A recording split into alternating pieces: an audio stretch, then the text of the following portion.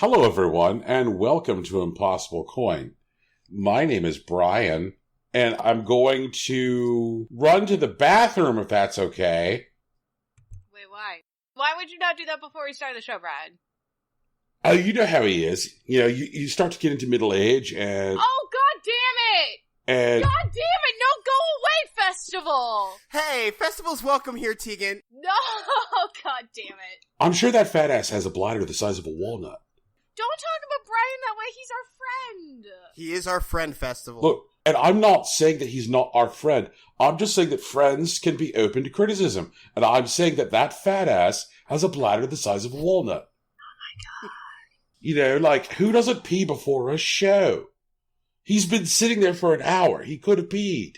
He has been sitting here for an hour. He could have peed, Rocky. What's going on, Tegan?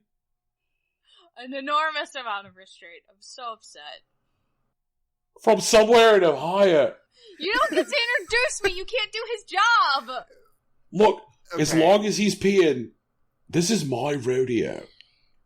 So, for the people who don't know you, Festival, do you mind just give us a quick intro, just real quick? Oh, sure, yeah.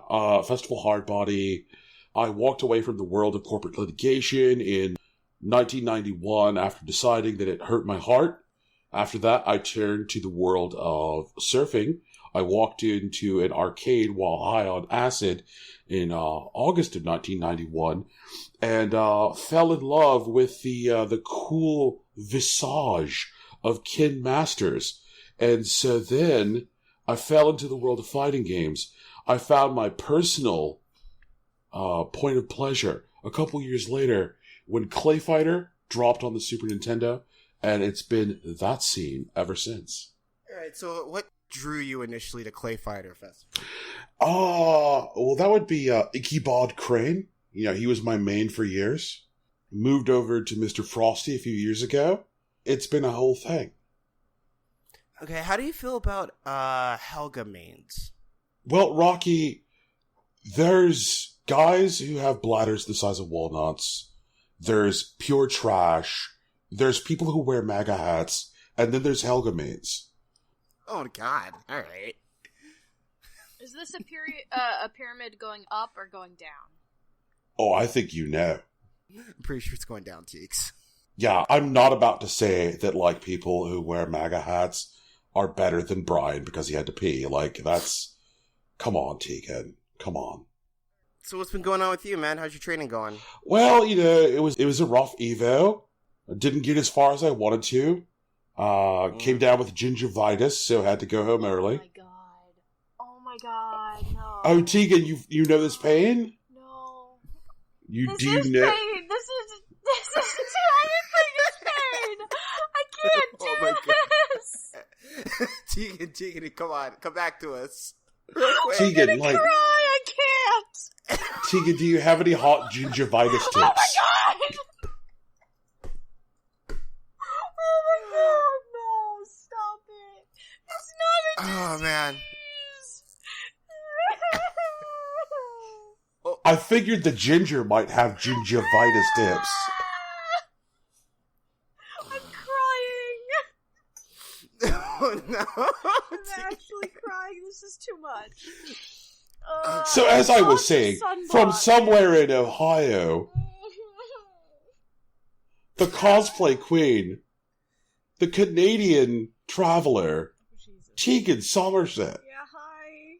Hey, hi, hello. Yeah.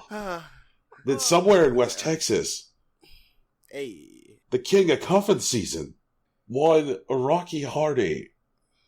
Hey, guys. How you doing? Well, guys, I want to let you know that what I'm going to do at this point is I'm going to take a 15-foot ladder, put it out back of the house, climb up it, get on the roof, and smoke a large marijuana cigarette, and then have a 12-inch sub left over from last night. It was left over? Did you eat any of it? How big was the sub? No, Rocky, it's fine. They were having a 2-for-1 special, and so, yeah, you know, I had a sub last night, but you know how it is with those Italian trios. They're better the next morning. So I'm going to get in there, I'm going to do my business, and then later on, I'm going to go to the Lowe's and just ask them to show me the lumber. Peace out, y'all. Later, Oh Festival. my god. Hey guys, I'm done urinating. How is everyone? Fucking physical pain. I'm in physical pain, Brian. So Festival introduced us. What? That fucker was here. He wasn't even in the call. He's gonna eat his sub. Wait, I guess it's on his roof. I assumed he was at your place, but I guess No, like he's not. Has he already left the call?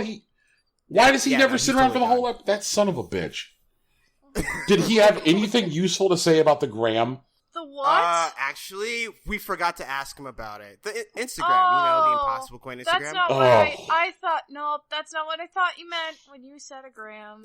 Oh, did you assume it was about smoking drugs, Tegan? Because, it's fair. I forgot. He's in charge of our Instagram. I hurt so badly, Brian. I'm physically injured.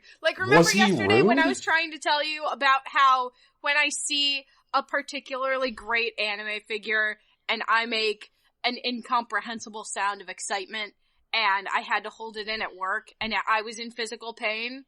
Mm-hmm. That was like being tased. It was awful and I hate it. Please don't ever abandon us with Festival again. Well, guys, I'm sorry. I didn't realize he was going to be here today.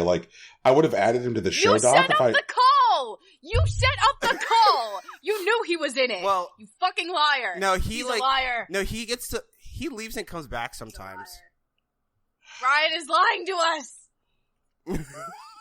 Tegan, it's okay. Guys, I'm really sorry. I had no idea. Was he actively being rude? I fucking feel personally attacked.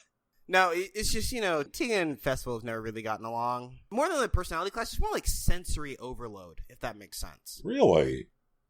Yeah. Okay, I mean, I know he's a bit of a wild man, but I didn't expect him to go so hard. Where does Festival live? He's in the Phoenix area, I think. Yeah, no, he's in the Phoenix Metro. Pot legal in Phoenix? What's Did that, he Tegan? just confess to doing a crime? Is he doing a crime? We haven't posted his address or anything. And also, I'm pretty sure Festival Hardbody isn't his actual name. From what I know, that is his legal name. I was actually... Oh my god. I was with him once when he got pulled over. Oh god, of course you were.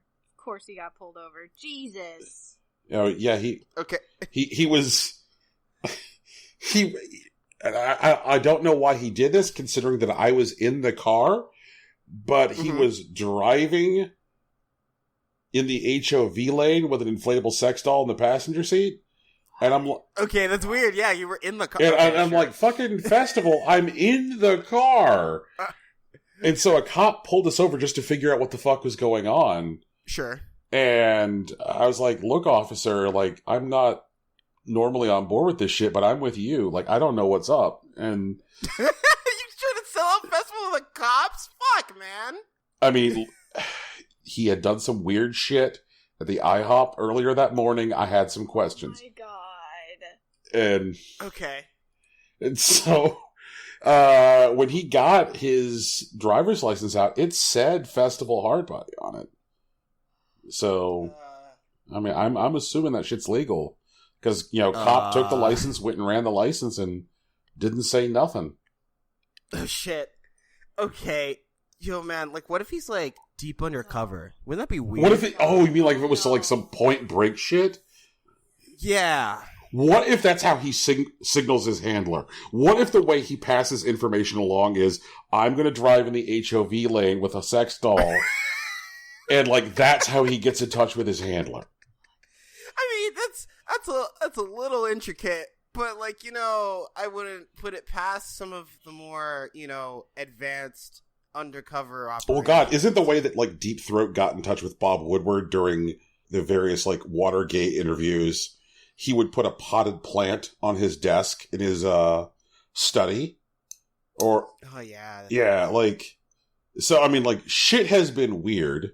So I don't think it's out of the realm of possibility that a deep undercover Festival Hardbody is communicating to his handler with adult products.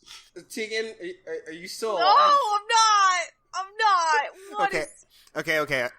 Tegan, just tell us what you played this week. What's going on? I can't even. You know what else I can't even, though? Senua's Sacrifice. I played Senua's Sacrifice, and you know what? Nope. No? Nope. Brian, be glad I didn't play that for Game of the Year. Oh, boy. Okay, Tegan, walk us through Thanks. that. Senua's Sacrifice does a great job. Looks great. Mm-hmm. Plays well. Good sound design. Good art. I hate it. No, thank you. Not my cup of tea. This is not. This is definitely not. Tegan, this is interesting to me. We got through the Trial of Fire thing. Like, we killed the fire god. Okay. And at that point, I'm like, no, I can't do Tegan, it. I need you to elaborate on what happened. Please tell us what happened with the fire god. Nothing in particular happened at the fire god. That's just like, so my personal rule is get through the first dungeon. Okay. Before I decide whether or not I hate a game. Okay. Whatever the first dungeon is, the first boss battle, the first, like, whatever that idea is. Okay. Not the one that's part of your, hey, you're still learning how to do the game, and here's the first thing, Right, you like know what I'm talking about. you don't stop at like that first boss in like Dark Souls after you just got equipment. Yeah, that training boss, like that's not where you stop. You stop at the first, like, you've done a whole little story arc, and like you're done with the thing, and now you have to move on to whatever the next part is that isn't just like, here's how you use the controls. Amazing. Right. Yeah. And so like we got through the first boss battle, and I'm just done. It unsettles me in a way that's not good for me, if that makes sense. Okay. It's not the multi-voices, it's not like having a conversation in your head, it's not any of that, it's just too much for me. They did definitely one thing that I 100% hate, and they did it so beautifully that I had like a psychologically visceral response to it. I had to go away for the rest of the evening. I had to be like, okay, I'm gonna go back and hang out in the bedroom and like take a shower and relax and not think about this game anymore. Oh, so there's a part, she's like looking dead into the camera. It's done so well that it doesn't matter where, like, what angle you're sitting at the TV. It looks like she's looking you dead in your eyes, right? Okay, yeah. And then she dies. Like you see the light leave. And she's just staring at you dead. And that fucking freaks me out, and I hate that. I hate that. So then I was like, I'm done. I just can't. I'm gonna go away. I can't do it. Nope. I'm out. Alex is still playing the game. He loves it. I'm just like, great. Play it when I'm not at home, because I can't anymore. So, last year, when you played Edith Finch, I think a big difference between your reaction to this game and your reaction to Edith Finch is that, like, you kind of fundamentally attacked Edith Finch as good. You're like, this is not good. You had some pretty well-articulated arguments for why you thought it wasn't good. Like, you're like, this is not a good thing.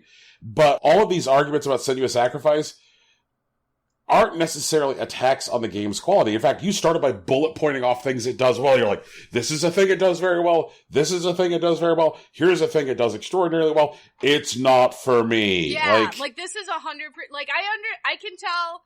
I feel like I'm all right at being like, this is a good game. This is a bad game, and here is why. And like Senua's Sacrifice, good game. Not for me at all, but good game. I totally get it. Like, last year, we talked about it on the show, like when I put in Wolfenstein, and I was emotionally unsettled really quickly by that game.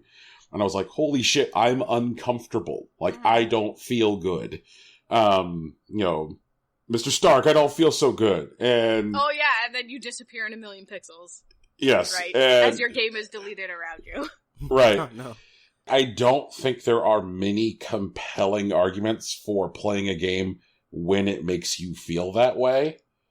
And so, like, I fucking get it, Tegan. Like, I totally get it. I was in the same boat last fall with Wolfenstein. Like, there are times when you in a game come to a meeting and the meeting's like, hey, this is the game's agenda. And you're like, I can't deal with that agenda. So I'm with it. I'm totally on board. And so I'm gonna give it another shot after Alex beats it. And we're gonna do it without headphones, so it's all surround sound. And we're gonna do it in the middle of the daytime. And we're gonna set it up so it's in the least immersive situation possible. Right. That's how we're gonna try it again. Because in that full immersion state, it's just too much. It's really unsettling, unnerving. It's scary. It's not scary spooky though. It's and that's a good point. It's not a Resident Evil. It's not it's just, it gets in your psyche and fucks with you. And I'm not okay with that. I'm okay with it, but I'm not okay with it. It's a game that asks you to examine your own mental health, which is a very unnerving thing to do. It's well known at this point that the game actively lies to the player about permadeath, which means that they effectively trick you into doing some overly cautious, obsessive behavior, not because you need to, but because you believe something that isn't real. And so you've got voices in your head with headphones, you believe something that isn't real, and you're like, oh my god, this game is fucking getting inside of me. I'm really looking forward to seeing what these guys do now that they've gotten purchased by Microsoft, because if this is what they were doing on we funded it ourselves budget, can you picture what they're going to be putting out now that they got Microsoft money? Right? It's going to be great. It's definitely going to be great. I'm still nervous, but we'll see how it goes. I think that game probably wouldn't even have been half the game it is without the motion capture performance of Melina Juergens as Senua. I feel like every time they have her on screen, she sells so hard. You fucking believe every facial expression that she has. And the fact that she is not even an actor by trade, she was just yeah, I work at Ninja Theory and we're all doing double duty on this game. And so I guess I'm the lead actor in the game. It just blows my mind because she has no experience in voice acting. She has no experience in motion capture acting. She's not a professional actor, but that's probably the best motion capture acting I've ever seen. When you're talking about the idea of the light going out in Senua's eyes. You see it. You see it. Yeah, there's so many effective small facial tics or a small tightening of the cheeks. She knows how to tell a story with her face. And so I hope, sure, these guys are going to have more money and nobody needs to do double duty on their next project, but I hope she'll consider acting again because I feel, I agree with that. Yeah. I hope she comes back for other stuff. She doesn't have to do this again if she doesn't want to. I'm okay with that also. I hope she's in other stuff because that would be better for me. So that was my experience with Senua's Sacrifice. I think it's a good thing that I didn't play it for Game of the Year because I would have argued with you about a lot of stuff. I would have been yes, this game is very good, but also, no! So much no! I'm not sure. I'm not sure you would have, Tegan. I think I would have, because I would have been I want, maybe I would have been sound design, yes. And if we had, a field for motion capture, yes. But, anything where it was, gameplay-wise, I'd have been no. No. No, no, no, no, no. No, no, no, no, no, no, no. Get it out of here! Well, that is not exactly what, I expected. I thought you were coming here and just dunk on it hard and be this game's hot garbage, get out of my face. Oh, no, it was great. It was a very good, well thought out, excellently executed concept. I just can't do it. So, Tegan, am I seeing here right that you have been spending some time with a game that I have over 500 hours in? Are you talking about Hitman? I am. Yes, I have been. Please tell me about your time with Agent 47.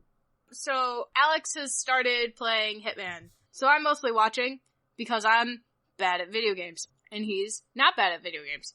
Tegan, we're all bad at video games. I know. I'm just worse than you guys. So we did the fashion level. Yeah. Right? Oh, boy. So we've done that one a couple different ways at this point. We impersonated the fashion guy. Helmut Kruger! Yeah, we did. And we also triggered the thing where they run the guys into the safe room and then blew up the safe room. Yep. So those were both good times. Hitman's a lot of fun, and we both realized that we don't have the Season 2 pre-ordered, so we've gone and pre-ordered Season 2. Hitman's amazing. I don't even know where to tell you guys to get started. Okay, so first things first, what comes out in November includes all the levels from the first game again. Oh, cool. They're just throwing it in as a free bonus, but you'll be able to use all of the new tools and tricks, and all of the new rules will apply. So, like, in Hitman 2... one of the hot, things is, like, the mirror is working, so some places that have been some, like, easy, safe spots throughout the first game, like, a good example is, Dahlia Margolis's bathroom on the top floor in, Hitman, is a place where you can get some fucking business done. And that's not going to be true anymore, because there are some giant-ass mirrors in Dahlia's bathroom. But I've already got a workaround plan for that. So, did you guys find the vampire magician outfit? No. Okay, so... What? There is, in that level, the stupidest goddamn outfit. And it's such a good time. You can make 47 look like the biggest idiot. And it's kind of like it's definitely a challenge outfit, because the outfit can be found on the 3rd floor, and it is immediately trespassing once you're putting it on. So you then need to get out of the attic in this ridiculous outfit, but it poses a fun challenge, because you're like, well, now 47 is dressed like this fucking idiotic vampire magician. Gotcha. Okay. That is an outfit. Yes, it is. So seeing what kind of kills you could execute while dressed as the vampire magician, there is in fact a whole series of challenges. So like, when you guys open up the game and you look at the various challenges for the Paris level, there are like 6 challenges which are like, do this while dressed as the vampire magician, do this while dressed as the vampire magician. So it involves like tracking down the outfit and then doing the Lord's work. Doing the Lord's work. So like the next level in the game, Sapienza, if I were to sit down and do something as like pompous and self-congratulatory as trying to put together a list of the best levels in video games of all time, like, oh, okay, like Super Mario Brothers level 1-1 and that kind of thing. Like, if I were to put together a list of the best levels in video games of all time, the next level at Hitman, Sapienza, would easily make that list. It is an extraordinary piece of design. Like, Sapienza is amazing. Like, of the 500 hours that I have spent in Hitman, I have easily spent 200 of them in Sapienza. It is fucking perfect. Okay. Yeah. Basically, I'm going to address this to the listeners. If you don't like Sapienza, you're trash and you're dead to me. Oh no! Yeah. You can't say that. Well, I mean, you can say that, but you can't actually believe that. Yeah, no, I'm not going to throw away people because they don't like a level, but I will just think they're stupid. Okay, that's fair. So, man, you guys are at the beginning of an extraordinary journey. I'm envious. Look forward to it, because I'm sure we're going to be playing some more, because Alex can't play Senua's Sacrifice around me. And he wants to play it so bad. Are you guys going to stream a little Hitman? Because, like, that sounds like an awesome opportunity. Oh, I don't know. We haven't set up any of the streaming stuff on his Xbox yet. So, maybe? Is that a thing people are interested in? You want to listen to me and him talk about Hitman? And watch him actually do the good gameplay? And me be like, You're being a fucking idiot. If you're interested in that, let us know in the comments or on Twitter or on Tumblr or whatever. We have a space on Twitter for you to @ me on bullshit, so go for it. Oh yeah, that's still the pinned tweet, I think. Yeah, it is. Yeah. @ me on my bullshit. Speaking of bullshit. So I tweet a lot of bullshit on my Twitter, my personal Twitter, because like, I follow a lot of artists, so I retweet a lot of art, a lot of fan art, and I like almost all of my friends' tweets, even if they're sad, because I want them to know that I read it and I care. So yeah. So I tweeted that, like, a lot of people who I know talk about how they have, you know, like, this person's my anime husband, and this person's my anime waifu. And, like, I never really got into the husbando and waifu thing, because, I don't know, I thought it was weird. But as soon as people were like, this is my child, this is my son, I was like, oh yeah, I'm into that. So, somehow, I have adopted, like, 9 anime sons, and at least 1 anime daughter. And, one of my friends on Twitter was like, so how many of them are trash? How many of them are precious? And how many of them fit snugly into the part of the Venn diagram where the 2 categories meet? And I was like, shit, I gotta make a chart. So, in this chart, I've also included, my video game sons, 9S, my precious boy, who deserves the world. He's being so good, and the world has been so cruel to him, and he just deserves better, okay? And then, my favorite Android Senpai Cyberlife, Connor. Who, I'm realizing, like, my video game sons are all androids. So maybe I have a problem. So I was talking to Alex, and I'm like, Alex, I love my android sons, 9S and Connor. And he was like, good. And so I was like, can we have android children instead of real children? And he was like, I don't think that's a thing we can do yet, but yes. So now they're my real sons, Connor and 9S. Good job. I hope that you share your chart with the class. I'm still working on my chart, but I want to have it up this week. Okay. My problem is, I can't figure out, I'm bad at the internet, and so I'm trying to figure out, like, the picture quality for Twitter. Oh. Yeah.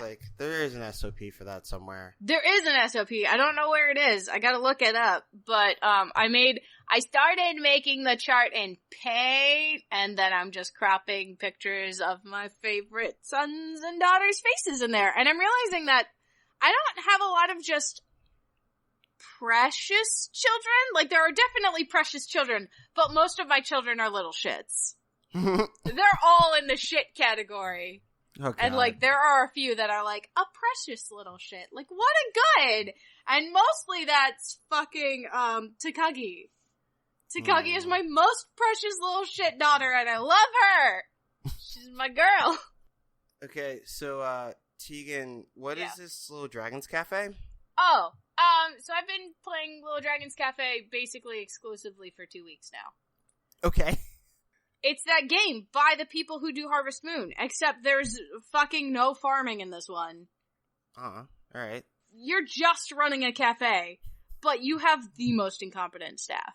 It's amazing. And they all join you within, like, the first 4 days of running this cafe by yourself. Okay. So it starts off where, like, you're 12 at maximum, and you have an identical twin brother, or an identical twin sister, depending on which gender you pick, and they're your helper at the cafe. For reasons.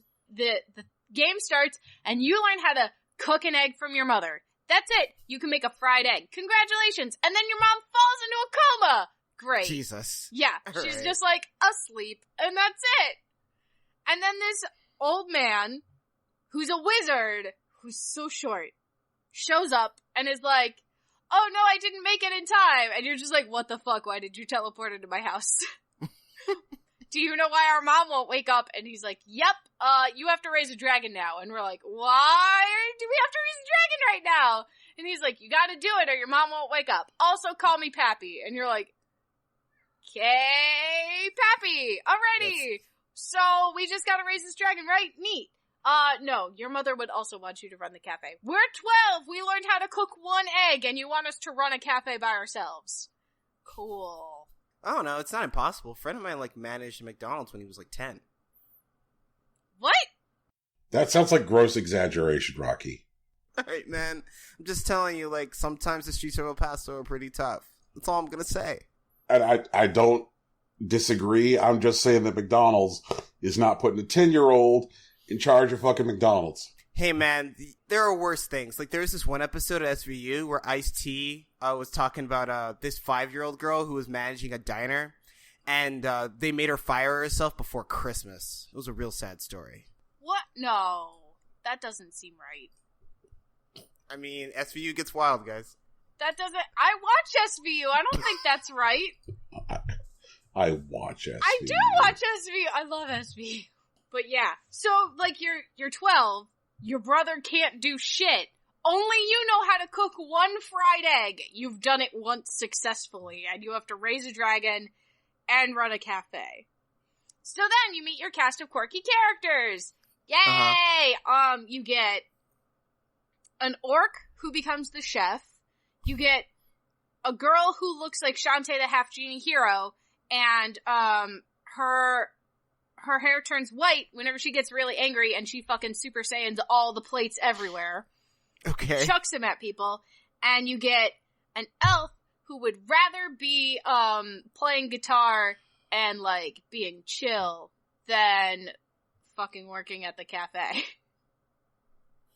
But he ate food and then ran away, and you're like, but you have to pay us. And he's like, I don't have any money. And you're like, well, fucking you gotta work it off then. But he's still here, and it's been at least a month, so, how expensive is the goddamn food at the cafe? Who knows? Anyway, then you start meeting, the people you have to help. If that makes any sense, you meet a little boy. Okay. A little boy. You're 12, and this kid's, maybe 5. He's so small. He's got a big spoon on his back, and he's like, I'm a warrior! And you're like... Sure, kid. Okay, kid. You're a warrior. And he's like, yeah, I'm gonna beat people up with this spoon, like my hero, who's the elf dude's dad. So then, you gotta, help him understand that, being a warrior isn't just about saving people. You know? It's also about, facing yourself. Okay. Alright, we're 12, we're teaching this kid this lesson. Okay. And then he leaves, and then a witch comes. Hi, she's a witch. She can't use magic because she got struck by lightning. Yeah, that's not... And she calls everybody without magic a human, and the orc gets all offended. He's like, I'm an orc. But I mean, I guess if you're gonna be racist, being a human isn't so bad. Oh, Jesus. It's so weird. What is going on? And, eventually you get her to eat your stupid human food. And, she learns that maybe, people try different things to comfort each other. And then she leaves. I got a girl who ran away from home, and she's real grumpy, and I don't know what's wrong yet. But, the cafe is now bopping. So, I have to be at the cafe. So I have to go out and, get all the ingredients, right? So, we have a small garden that just grows random shit, and you can harvest it, typically once a day if you use dragon manure on it. And then I go and catch these egg chickens. They lay eggs. They lay 1 egg a day. They don't stay, though. You only have one that stays. The rest of them just, go back in the wild after a couple days. So, you gotta constantly hunt them down. And I have to get all the ingredients that we use at the cafe. And I have to run the cafe because my fucking brother can't do shit. So I have to be there to be like, hey, stop being a lazy ass. And work! And then, now that the cafe is, starting to get busy, cause, our reputation has gone up, I have to actually be there at lunchtime and dinner time to help work the cafe, because fucking nobody else can do it. They're all, they all have these times where they're just I'm gonna be lazy and just, stand around. and the elf guy will randomly, like, start playing his little guitar thing instead of working, and then you have to walk up to him, and he goes, oh shoot, I've been caught. Like, duh, you've been fucking caught. My brother, when he gets stressed out, he just starts sweeping the floor, and I'm like, can you not? Please. Can you not right now? Sweep the floor when people are gone. Please. And then, like, I keep getting stuck when I'm trying to, like, deliver food and stuff. I keep getting stuck on the dragon, because the dragon won't leave me alone. He follows me everywhere. He's like a mid-sized dragon now, so he can, like, beat up stuff. But I have to be really close to the monsters in order to tell it to hunt them. And if the monsters hit me, they eat the food I'm carrying. Like, only cooked dishes, though, not, like, raw dishes. So, whatever. Then there's no food for the dragon, because the dragon doesn't eat just, like, raw meat. You have to cook him a meal. What because a that's diva. what I know, right? That's what dragons... And, like, randomly the dragon's been getting all mad right now. So, like, he'll randomly get really upset with me for no reason. Like, I'll feed him, and nothing will be going on at the cafe, and he just gets angry and, like, yells at me, and I'm like, what do you want? What the fuck do you want, dragon? And then he'll get all sad, and I'm like, why? What do you need? What do you need? And then there's no time for me to get anything that we need to fucking run this cafe, so I'm up all night, running around, and so the dragon's up all night, cause it fucking follows me everywhere and won't leave me alone. So, like, it's so stressful. This game is so stressful, but it's also so cute. But yeah, like, what is wrong with this dragon? I don't know. Why does it hate me? Is it just being a teenager and being dumb? Or, like, am I just not understanding what the dragon needs? Nobody knows!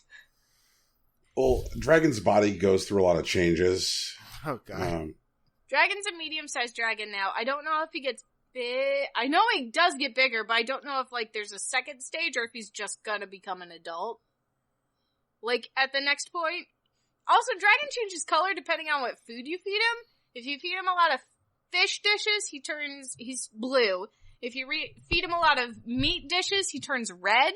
And if you feed him a lot of, like, veggie dishes, he turns green. But there are, like, these weird in-between colors. So, like, my friend has her dragon hatched as red, and she fed him fish dishes 2 days in a row, and now he's pink. Cause, like, pink is obviously the color between red and blue, right? No, that's not right. It's pink. Yeah, it's pink. It's totally pink. Right. Like a nice, vibrant magenta color. That's right, right? Oh, God. Yeah. Jesus. I don't know. Brian, do you have any hot strats on running this cafe while I'm trying to raise a dragon? First of all, you need to outsource all your labor. Well, it's not the labor that's the well, it is the labor that's the problem. The labor is mostly outsourced. It's just no one wants to do their job. Look, Tegan, you can always find more desperate labor. What you need to do is, like, go on, like, monster.com, which is probably going to be even cheaper for you since you got a fucking dragon.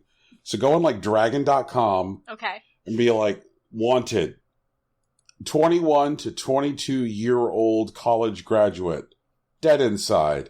Realizes degree has little real-world application, however, is dying due to mounting debt that they cannot be rid of.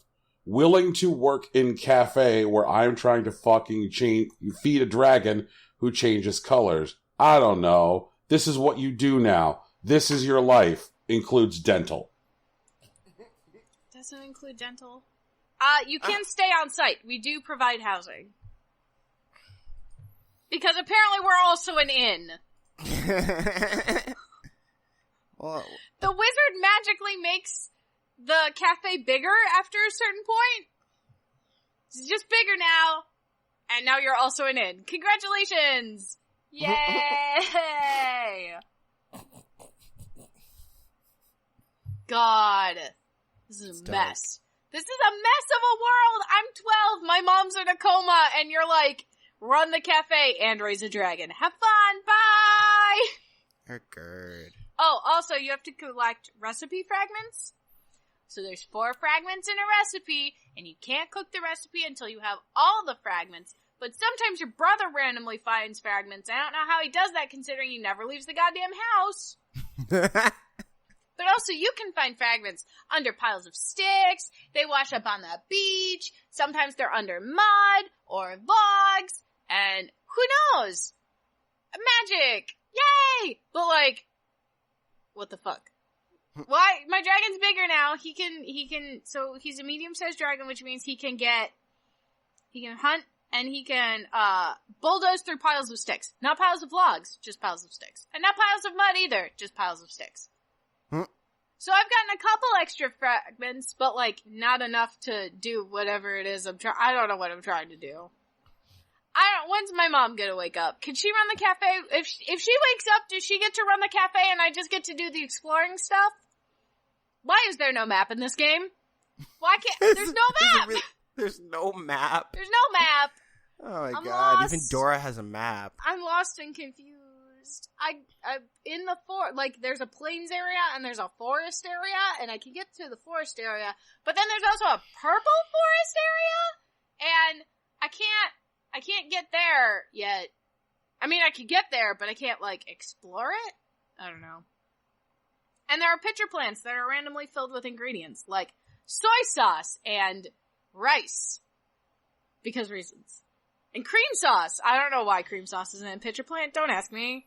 Don't ask me those questions. Just fucking harvest it and use it to make potato croquets. Okay. I mean, alright. It's a time. This game is a time.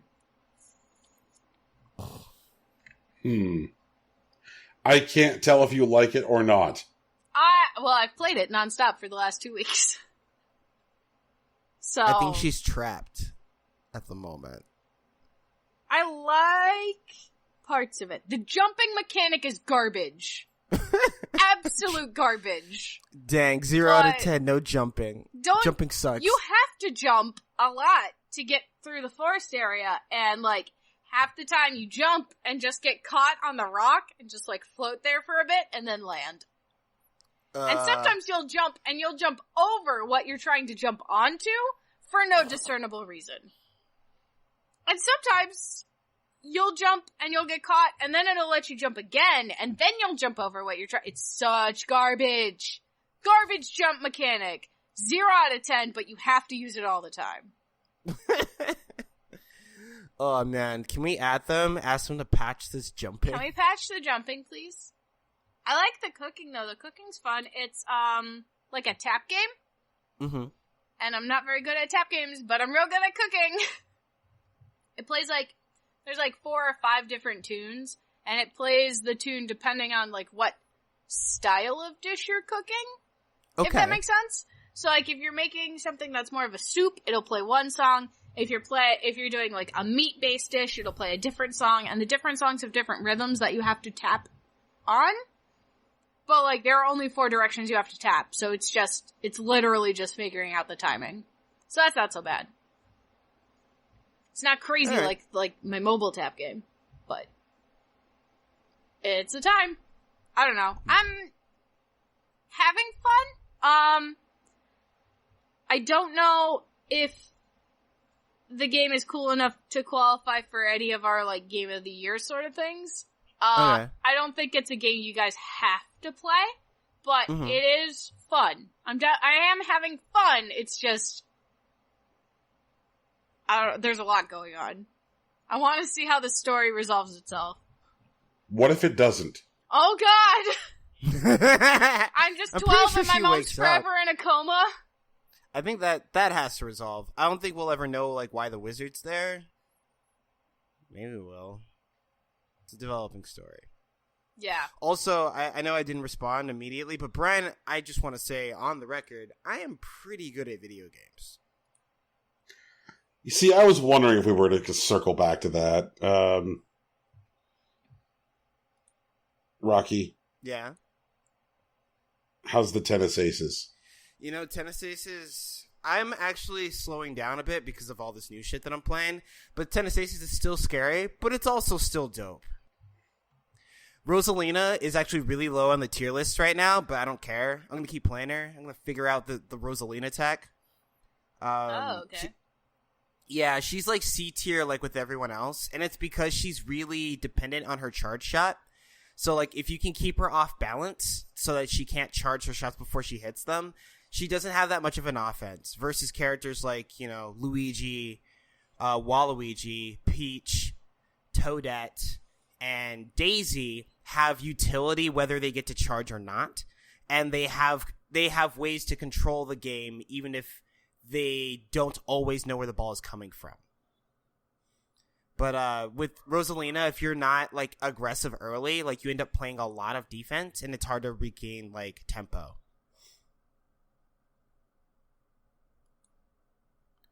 But yeah, I don't know. I'm gonna figure it out. I gotta do more. I hit 2,800 in my tournament rating, but you know, August is almost over. So sure.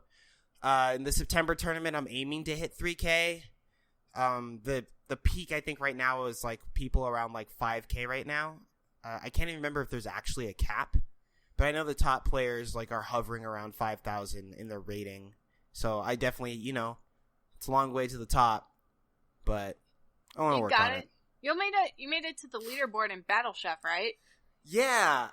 So Battle Chef Brigade Deluxe came out this past Tuesday, which is the release on PS4, but it came with a bunch of new features, and Ziggy is a playable character, and that got pushed as a free update to PC and Switch. And so they've been doing like contests all week to like drive like fan engagement and whatnot. And they had a survival mode challenge that they ran on Monday. Mm-hmm. And I participated, and I made the leaderboard. Like, it's not incredible. Like, I had like the 13th highest score across all 3 platforms. But it was pretty good. But like, there was a Switch player that like made number 3, and he had twice the score that I had, like 5,000 to like 10,000. And the top score was a PC score, and I saw that guy's board. That guy is fucking insane. They also did a speed run contest where they cleared the entire game in 1 hour and 21 minutes. That was the top score. They also did a daily cook-off challenge with Ziggy, where like you had to play as Ziggy, and that's when I got to mess around with him. And Ziggy's fucking dope. He's really mana dependent. So like you need to have a lot of mana in your build to do a lot of the shit that's really good with him. But he can basically like summon creatures to fight for him. There's like a little demon that hits low, and he can pick up ingredients for you. So you don't need to focus on making a big satchel to bring back a bunch of ingredients at once, because you can summon one of those things to just pick up whatever the ingredients on the ground and take it back. There's an aerial like bat thing that fires projectiles, and then there's like a zombie skeleton thing that kind of just walks in a straight line and like karate chops essentially. With a rolling pin, but you can equip items like a bludgeon or a sword that allows you to do the same thing, and it just deals more damage. But Ziggy himself, like, fights very, like, he fights in a hand-to-hand style, unlike, you know, the other characters that fight with weapons. And he has a lot of, like, really good kicks. He has a slide attack that actually goes through enemies. And he has 2, like, tornado kicks, or tatsumakis. One that's, like, on the ground, and another one that takes him to the air. And he actually has, like, an aerial, like, lariat, you know, like, when he extends out both hands and, like, spins in a circle. And he can do that, like, as an aerial attack. His, like, attacks look really cool. Very Street Fighter, which I really enjoy.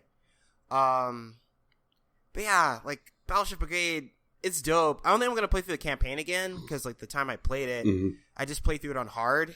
And outside of a couple of, like, Chef Ops, it wasn't that bad. But they did add local multiplayer. So, like, you can sit down and, like, play, like, cooking battles with people on split screen now, and that's really cool. The leaderboards are still crazy, and there are still people that are, like, trying to, like, figure out the meta of, like, picking the right, like, equipment for various stuff. I actually joined the Discord for the event, and there's a whole, like, channel for, like, practice kitchen where people talk about, like, their build and whatnot. and they added a new cooking implement. Well, a handful of cooking implements, but one of the ones that I really like that came from Ziggy being a playable character is the flamboyant grill, which makes it so that whatever you've cooked, makes it so that the bottom row of your ingredients just auto upgrade. So what you can do is that if you're cooking something and you got a lot of like level 3 things, but you have a bunch of like level 1 pieces that you can't move around to upgrade, you can just put them on the grill and let them upgrade slowly while you work on another dish. So like there's a lot of like really interesting like management things that you can do to like min-max certain situations. It's really cool. Like, I'm really enjoying it. Rocky? Yes? I believe that is the most sustained high-energy game burst we have had from you since the first time you killed a community leader this year. Yeah, what? I think so. Really? Mm-hmm. Yes. Okay. Yeah. that was high-octane Hardy. That's funny. Well, I mean, Battleship Brigade is dope, and I love how, like, the game feels to play, and it's one of those games, it's like, you know, it's a mixture of a lot of really small things, like, there's, like, really precise combat, there is, match 3 puzzling, there's the act of, like, cooking in a game that I really dig, like, Battleship Brigade hits a lot of really good notes for me. Yup. And, man, I'm still, like... So there's a thing that people do when they're calculating like speed runs or when they're doing the daily cook-offs. And what they'll do is that they'll put together like a grocery list. Cause like the characters, while you like, when you kill certain monsters and you get certain ingredients, when you combine them in like when you're cooking, they actually make like real dishes. And ironically, all of Ziggy's dishes are like spooky Halloween based. So people are putting together like, grocery lists for like Ziggy, because Ziggy's a new playable character, so that when you need to make something with a certain like ingredient, you know exactly what you need to kill, so you don't waste any time just like grabbing random ingredients, so that you can like make a precision run. And it's really cool like watching how some of these are like coming together, because like you'll see people like argue about certain stuff. It was like, no, but if you fight this thing, like you only get a certain chance of getting this particular ingredient.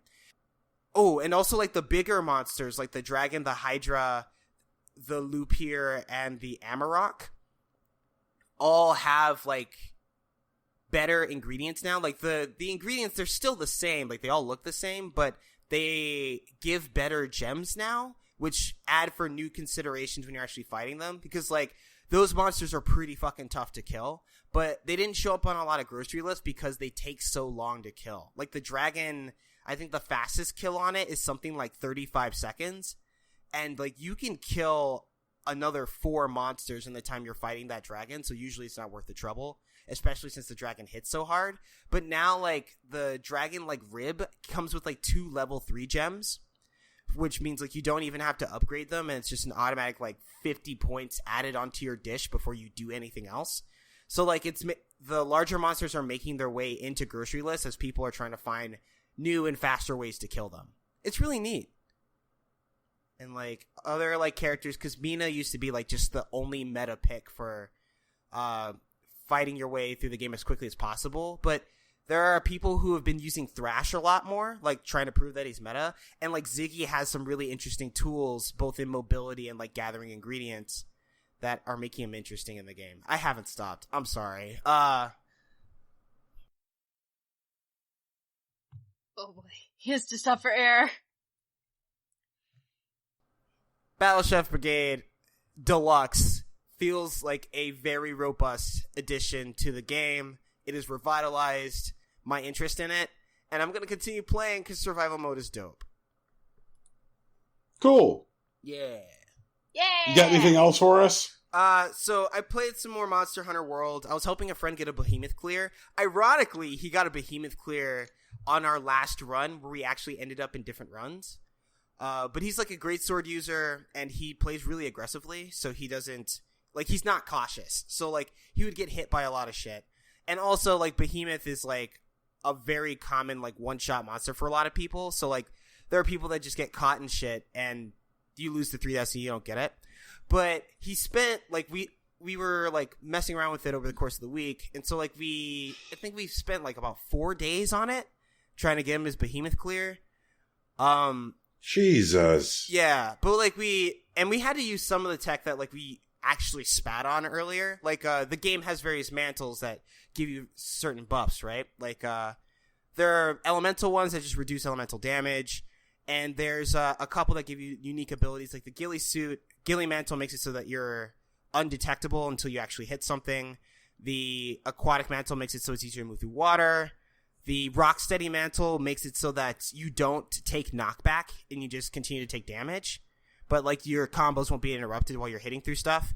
And there's a one that recently came out called the temporal mantle, which will just straight up auto dodge an attack for you if you're about to get hit. And I remember like when we first got it, it's like, why do I need a game to auto dodge for me? That's fucking stupid. But like that made the behemoth fight like so much easier because behemoth is doing all sorts of crazy shit, and like I'm just trying to damage it quickly enough to push phases, and if I don't have to worry about dodging, it is so much off my plate, and I really appreciate it. Thank you, Capcom, for giving me this bullshit item. So we started running those. There's a vitality mantle, which just like basically gives you bonus health so that you just don't straight up die. So we ended up running like temporal and like vitality mantle to fight this thing. So, especially with greatsword, since what you really want to do is land like your level 3 charge and like get all 3 hits, he would get interrupted a lot because he needed to like run out of the way to like dodge or whatever.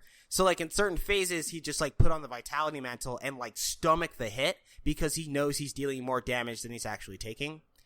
So like we did a lot of that, and they recently put up a quest, I think this Thursday, where you had to fight a tempered Lunastra, a tempered Teostra, and a tempered Nervigigante all in a single run within 50 minutes. And that shit was actually pretty tough. Especially, like, if the Lunastra and the Teostra get together. Since they are, like, mirrors of the same monster, they have special interactions where, like, one will, like, they both do their supers at the same time. So, like, Teostra will do, like, the big explosion that you have to dodge. And then underneath it, the Lunastra will do, like, the AoE, like, fire blast that, like, pervades the area for 8 seconds. So you have to dodge the big one, and then you need to heal through the second one, and then they're going to start trying to attack you again. And it's just like, fuck, like, give me a minute. But, you know, it's a time. It's wild. I love Monster Hunter. Man. Well, I'm glad you finally got your friend his behemoth. Yeah. He's actually finished the armor set. I still need to I need to finish Extremeth, and I have like a week to do it, so I gotta figure that shit out, but you know. Extremeth? The Extremeth is the shorthand for Behemoth Extreme. I'm glad you asked because I was going to ask. Okay. Yeah, it's like, you know, it's extreme. It's Behemoth, but faster and stronger with more health. So, you know, here we go, I guess. So it's the Daft Punk of behemoths. Oh, God. Yeah, I'd believe that. It's okay. like the Tron legacy. It's the Behemoth legacy. And all I really get for it is, like, a title. And, like, the armor set is a skin, which is dope. But, like, I really like the Brigade skin that I've been wearing. So I'm probably not going to change skins, but I want that title. Like, I want people to know, yeah, I took down Extremeth. Like, so I got to figure that shit out. Well, y'all, we got any news this week? I mean, there's some, yeah. Yeah. Do we want to hit it? Sure. Sure.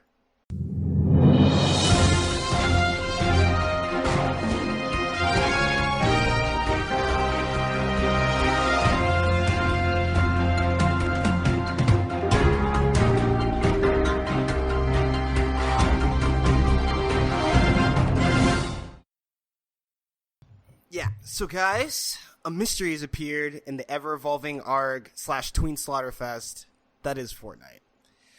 Season 5 of Fortnite has been eventful. It heralded the arrival of the Catmass Drifter, the construction of a golf course, Lazy Links, and a go-kart track with golf carts to traverse both. as well as the emergence of the Tomato Temple and the Desert City Paradise Palms. As the season comes to a close, the game's map welcomes a new visitor. A new visitor? Last week, the rifts that appeared on Fortnite's island began to close. And as they did, lightning struck the island, destroying a cactus every few minutes with increasing frequency. Like a particular cactus or like random cacti? Random cacti. There's a desert biome in Fortnite now, and there was a bunch of cacti, and they were being destroyed by the lightning strikes. It's like one every 15 minutes until it got faster. That seems kind of, like, direct. Yeah, it was pretty wild. At the end of last week, there were basically no more cacti, but a lightning bolt, like, bigger than any of the other ones, struck the ground, and the spot that it struck generated a giant purple cube. What? And soon after the cube appeared, it began to slowly roll its way across the map. Recently, it started leaving runes behind it, and it produces an energy field that reduces gravity around it. It also makes eerie noises, and small rocks gently float around it. What? Players that have interacted with the cube have found that they can bounce on it and off the cube to incredible heights and distances. And players that shoot at the cube are smited by lightning with impunity. Wait, so, like, you can lose the Battle Royale because you hit the cube with a bullet? Yes. Oh, okay. And the cube has been tracked as it's moved across the map and has been data mined by players, but no one can really agree on where its journey is going to end or what it actually means. Only that it's a teaser for Fortnite Season 6 that's set to start in late September. So we went from a hamburger appearing in the desert to an alien visitor to a rocket launch to rifts that spit out random historical artifacts to having a weird-ass cube rolling across the map. So the data miners think that the cube is going to end up either in Loot Lake or it's going to end up someplace near Tilted Towers where it creates a lake of its own. Those seem like different places. No, they're totally different places. But they're not entirely sure where it's going to end up. But like the data mining just shows that it makes about 2 or 3 more direction changes. And so it points it in like one of those 2 directions. They're not like wildly different, but it just depends on how the turns go. So what do the runes say? They don't know. But they have confirmed that the runes themselves are what's generating the gravity fields, not the cube. So the cube, when it's stationary, it'll have a gravity field around it, but when it starts rolling again, the field will stay where the rune was before. Can you bounce off the runes? No, but you can jump higher. Do we have to get in and figure out Fortnite?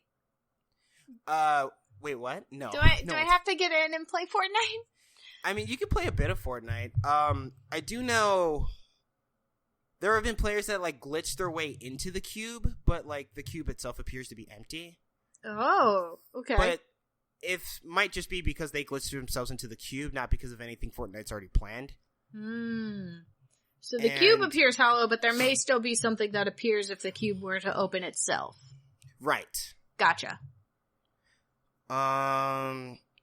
There was also something else. Oh, and the cube has been like rolling every 2 hours like clockwork. There's actually been a couple of maps, and there are several charts and graphs that people have made to follow what's going on with this fucking cube. And I don't know, man, but it's neat. It's fucking weird, but it's neat. I'm glad people are having fun. What? There's like a video of someone that like is like they took like the beach ball item and they're just like bouncing it off the cube, like kind of playing catch with it. Because the thing is, you can touch the cube, but as long as you don't attack it with like actual weapons, excluding pickaxes, it's not gonna hurt you.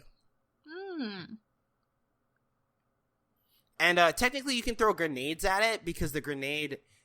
Well, no, not normal grenades. You can use like the shock grenades, the ones that like make you like bounce. and like those won't call the lightning either. And the lightning's a one-hit KO? 100%, yeah. Ugh. Okay. Brad, you have any thoughts on this purple cube? You want to let anything out? No, I'm good. Okay. I'm good. I like this. I'm enjoying this. I mean, it seems cool. Like, I'm glad that like shit like this is happening. And one of the things I've really enjoyed is that some of the like emotes have gotten like pretty wild. There's one called Intensity where like your avatar will just like point like directly in front of you as if you're pointing at a person, and then immediately start dancing to this like synth pop tune. Oh, okay. And then there's another one where like someone will take like a tomato, like, you know, in reverence to the tomato temple, and like hold it in front of them and then toss it in the air and let it splat on their faces. That's also weird, but you know, still Fortnite. Oh, hail the tomato temple. Splat. And someone took like a video of themselves like sacrificing themselves like to like the lightning when they were still coming down striking cacti. Oh, hail the glory lightning! Drink the juice from the sarcophagus! Oh god. Like, if this phenomenon that's going on with like season 5 of Fortnite, at least at this point in the later stages, is reminding me a lot of like the weirder moments of like Twitch plays Pokemon. Huh. I don't know, like, I just wonder how much longer they're going to be able to have success with this kind of marketing. And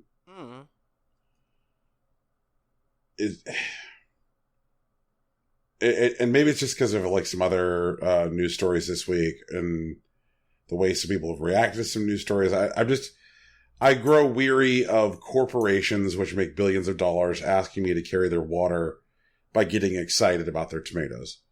So I don't know, like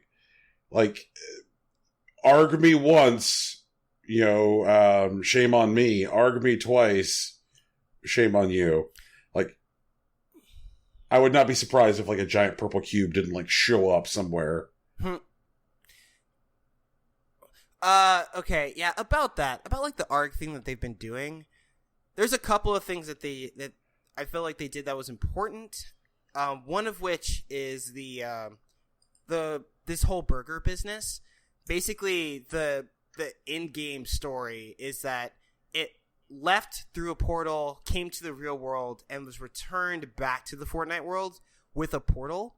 And that was used to justify the Drifter, which is like the new like avatar that they added for season 5. Which you can like improve over time, like by doing like the weekly challenges.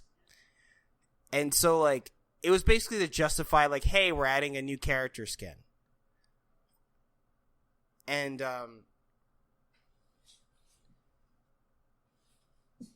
I think as long as it stays like kind of small like that, I think it's okay. Because like the Drifter, while like he came with like emotes that were available for purchase, like his suit or whatever was just kind of like stuff that you like get for already playing the game. So like their ARC stuff is definitely like peripheral. Like it's not changing like the game fundamentally.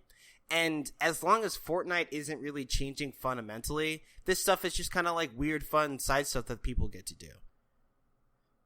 And as long as the stuff is still fun and, you know, a little weird, I think they can keep doing it, like ad infinitum. Like, I don't see a reason why they wouldn't be able to.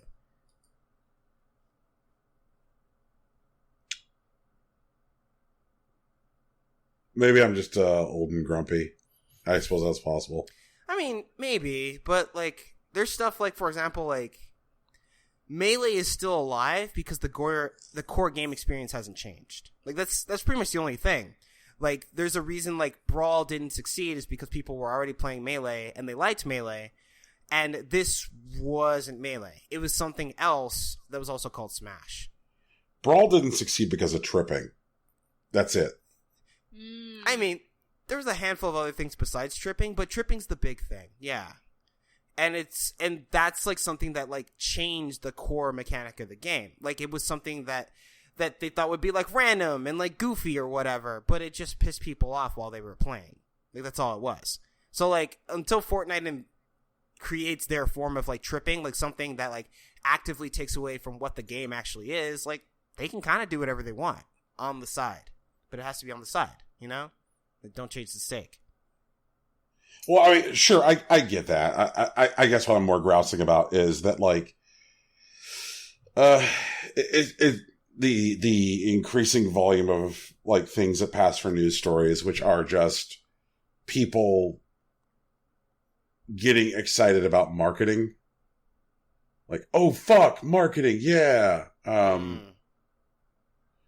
So I don't know. Like, again, I'm old, grumpy, and tired. Please discount my opinion and call me trash. Brian's old and trash. Yep, Passing on. fair enough. Passing on. Microsoft did a thing. They no did. way, Yeah. did they? Yep. So they're rolling out this new service called Xbox All Access, and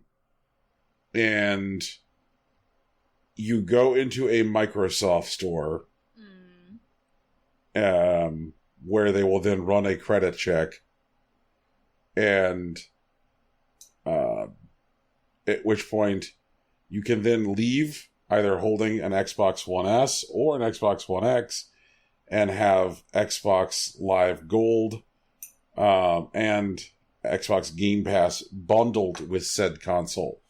Both versions of the bundle, the Xbox One S version and the Xbox One X version, are actually cheaper than if you were to buy the console, Xbox Live Gold, and Xbox Game Pass separately.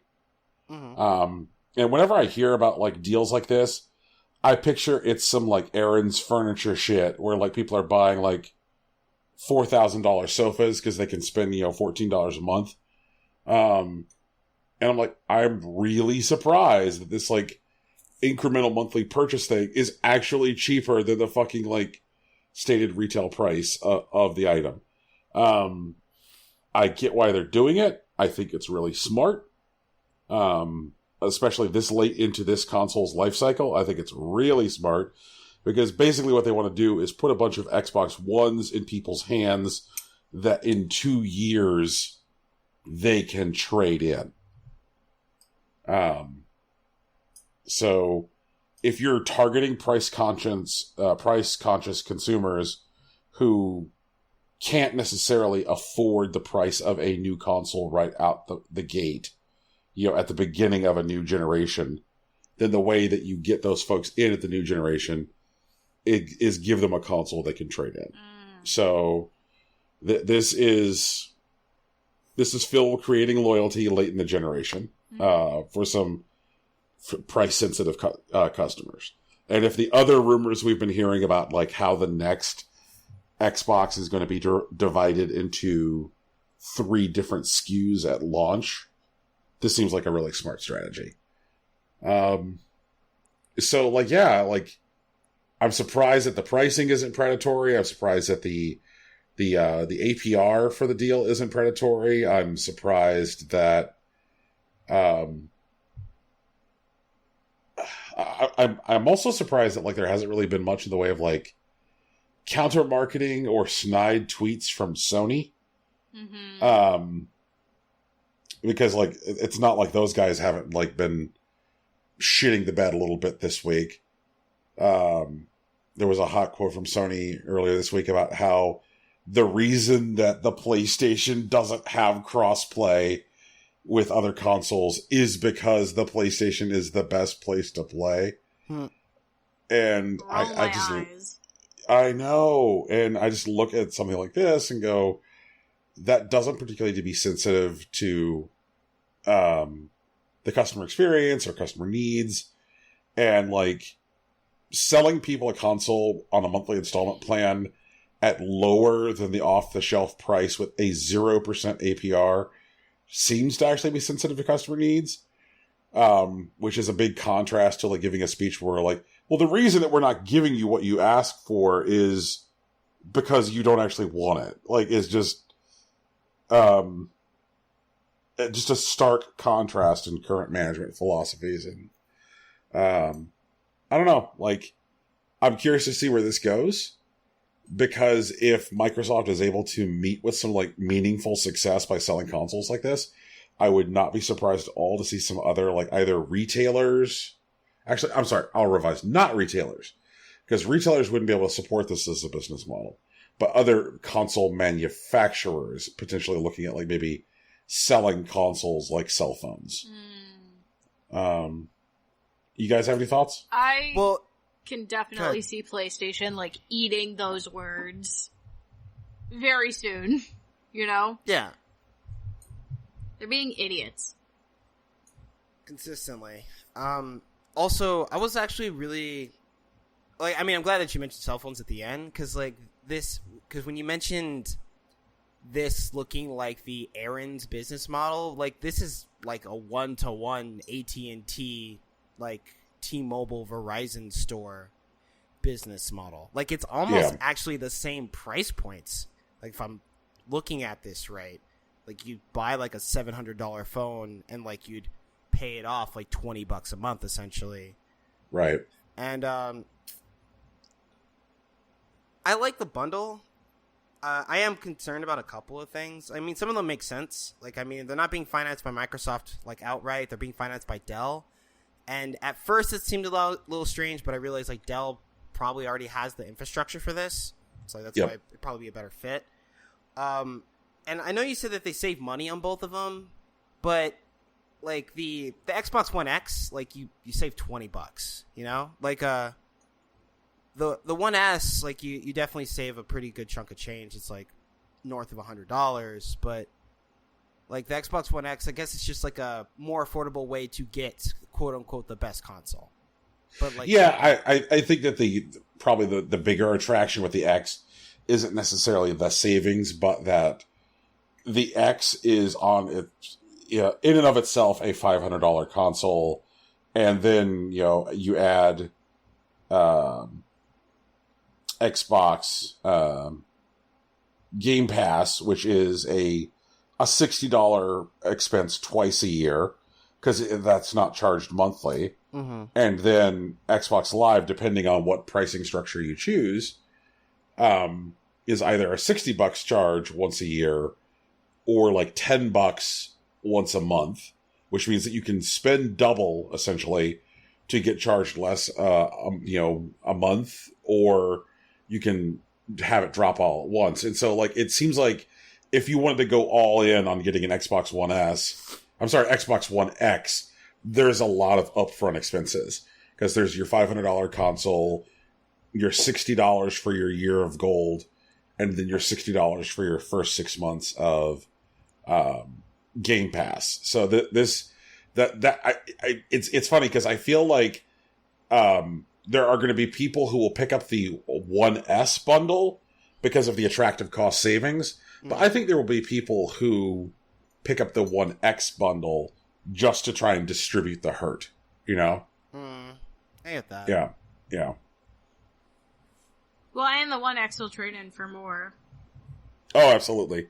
And like, I think that like doing this now in the generation is a good strategy, because people will be paying these things off right around the time that they're looking to get into that next generation, and they're not going to feel that sting of like, man, fuck, I just bought this thing, because at no point do they have that harsh memory of that time that they made a major ticket purchase.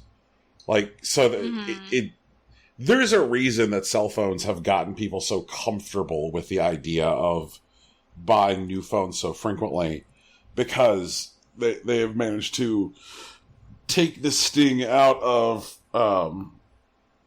doing a major ticket purchase as frequently as you do for your phone. So yeah, I will definitely follow this and keep up with it. It is interesting. Like, Microsoft has appeared to be pretty unafraid of completely reinventing the way people interact with their consoles in the last couple of years, and this seems like more of that. Mm-hmm. What else is going on? There was, like, another Nindy Direct. It was, like, a part 2.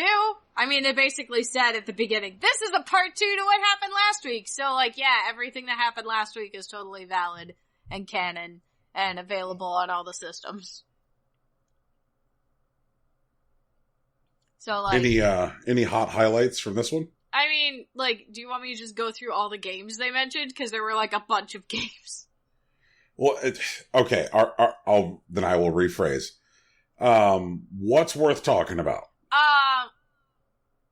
Stuff I'm interested in, because that's not what you asked, but that's what I'm gonna talk about, is, Zarbot, which is an arcade game about cube friendship. Like, it just seems so precious. There's, like, a 9-world story mode. You fight bananas and frozen milk to cheer up your friend. There's a versus mode in what are called origami thunderdomes. It's, like, frickin' adorable. It seems so good. I don't know. And then, like, Mineko's Night Market, which isn't coming out until, early 2019, which has 20 hours of story gameplay that have quests, and you can do woodworking and sewing, and you can harvest cats from the ground, and you make toys that you sell at the night market, and then, like... Wait, no, hold on. You said you harvest cats from the ground? Yeah, you harvest cats, but there's, like, a cat garden, and you can, like, select a cat. Oh, Jesus. Okay. It's so great. It's so great. And then, like, the night market is, like, illegal, and so, like, periodically, these men in suits show up and, like, chase everybody away, and you have to hide from the men in suits. It's great! It seems so good! Like, that's marked out for me. Early 2019 time. I'm really stuck on this, like, artisanal farm-to-table cat thing Farm-to-table! Farm-to-lap cat! Farm-to-lap cats. Holy shit. So good. Only the most organic cats are in my household. Oh my goodness, it's ridiculous. It's great. It's a good time. Let's see. And then, what else? They've announced Levelhead for November, which is like Mario Maker, but without all the Mario stuff. And cute little robots. And 4 of you can design a level at the same time. Alright. So, like, I'm sure that's gonna go over great. That goose game where you get to be an asshole goose is coming to Switch. You know, cause shenanigans, steal hats, be an asshole, chase people around town. The usual goose behaviors. But I think the big announcement was Into the Breach, which is available now. Hey! Basically everything else on this list is coming out between, September, like, in a couple weeks, and, like, early 2019. So this is a lot of games that they're just like, hey, by the way, all this stuff's coming out, haha. The Nindies are coming. The Nindies are coming. Like, goodness. Brian, is there anything on this list that, like, sings to you specifically? Other than Untitled Goose Game? I think this thing about Towerfall is here. I think this was him. Was this you, Brian? Oh, yeah. My dick can only get so hard. Is that you, Brian? Yes. Okay. That's true. My dick can only get so hard. That happens when you get older. Okay, man. That's something for you to look forward to, Rocky. Oh, God. No, we'll figure it out by then. I swear to God. Hopefully. That's right. Eventually, cuffin season becomes floppin' season. Oh, disgusting. I don't need to know that much detail. Cuffin season at some point becomes obsolete. Because you only have a special someone, right? Yeah, that's the point. He settles down, you know, with Gianna Michaels. Oh my god. They run a small organic cat farm. Organic cat farm, possibly also a artisanal shade grown pornography website. Oh god. I'm really into that Goose Game. It seems to like be like mechanically Hitman, but be about being a dickhead. Right. But you're a goose, and gooses are assholes. Yep. And so I'm like, so this game is functionally Hitman, but it's about being an asshole. Steal people's food, fuck with their gardens, kidnap a hat, good times. Yep. So I'm way into that. I definitely want to make some time to play Into the Breach. It was a game that came out, earlier this year, and I have been like meaning to for like the last 2 months install it on my GPD Win, but now they're like, hey, it's on the Switch, and I'm like, okay, fuck it. I guess I'm not going to install the GPD Win.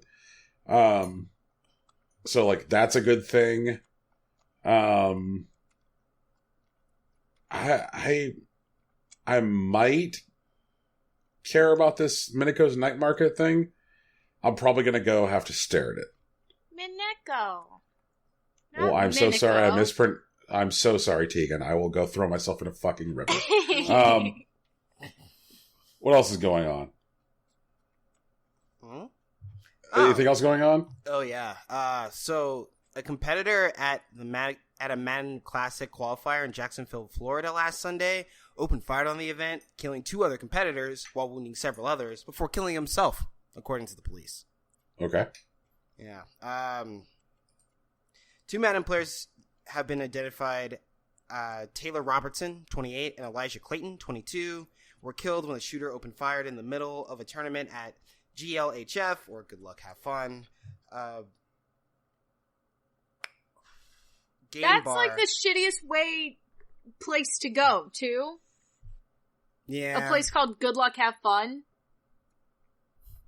That's the worst. What do you mean? Good Luck, Have Fun is okay, whatever. That's the worst place to get killed. Oh, to get killed. Yeah. No, it's a bad time. Yeah. But yeah, the place is at Jacksonville Landing, which is a downtown shopping and dining complex. Jacksonville PD stated in a press conference that a suspect who was also participating in the tournament, David Katz, age 24, took his life at the scene. The shooting left 2 people dead, 10 injured from gunshots, and 1 person injured with a non-gunshot injury, said Sheriff Mike Williams of Jacksonville PD. All the injured are expected to survive. Since then, the CEO of Electronic Arts, or EA, has announced the cancellation of 3 upcoming video game tournaments following the shooting to re-examine its safety protocols. EA has also pledged to donate $1 million to those affected by the tragedy, set up a fund to allow others to make additional contributions, as well as hold a Jacksonville tribute live stream with members from the community on September 6th. So late breaking, this happened after this show doc was set up, but Jacob Middich, a survivor of the shooting, filed suit against EA yesterday. Really? Okay. Yeah. Also filed suit against Jacksonville Landing Mall, the pizza parlor, Chicago Pizza, and Good Luck, Have Fun, saying that all sued parties failed to provide a safe and secure environment.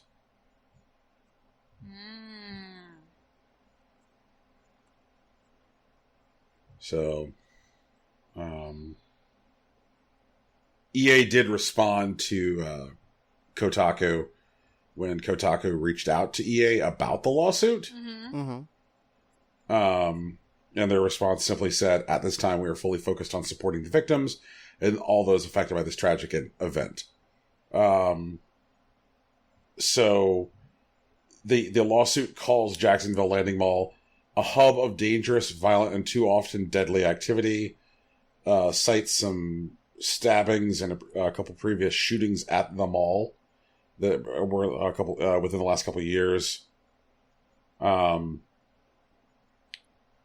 So the lawsuit also does not specify a ceiling or top dollar amount to what Midge is seeking. So I don't know. Like, does it sound fucking like sad that like my feeling on this was, well, I guess an esports shooting was inevitable? Not really. I don't think you're wrong. I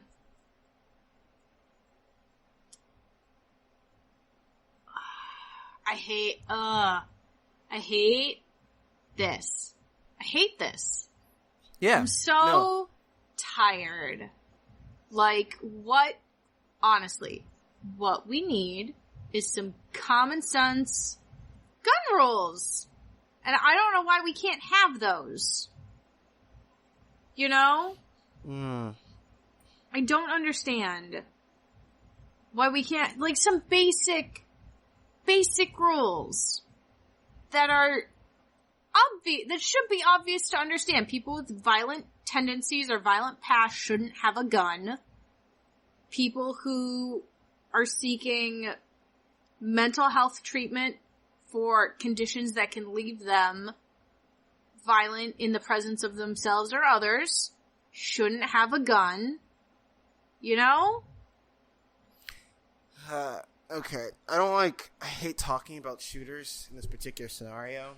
I understand how it could be, like, academically useful, and in this particular scenario, things don't look great for the system at large. I already forgot his name. David Katz, I think? I don't think we should use his name. The Fuck shooter. Apparently, he purchased the firearm legally, not in Florida, or let alone Jacksonville. Apparently, it was Baltimore the week before he traveled down to the Jacksonville tournament. I know that it was reported that he was diagnosed with some mental health issues in 2007 following his parents' divorce. But outside of that, I don't think he was ever prescribed medication or I guess treated for an extended period of time. And there was something else that was important about this.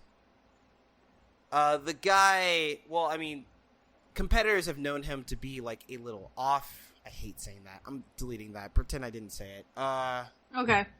I don't know what else to say about this dude. But the point is that like, it looks like the system failed. It looks like that he was able to purchase the firearm in a relatively short amount of time without very much issue, and no one seemed to notice, which means that the system, at the very least, appears to be inadequate in identifying these types of threats. And even so, the attack itself appeared to be calculated because he didn't just kind of pick up a gun and start shooting randomly. He left, presumably after he lost in the tournament, and retrieved the firearm from his car and then walked back into the restaurant, past other patrons, into the back room where the tournament was taking place, and then opened fire on people.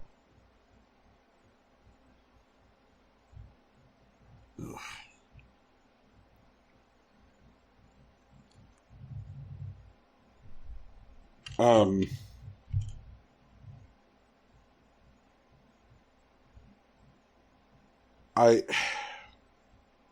I guess what I don't want,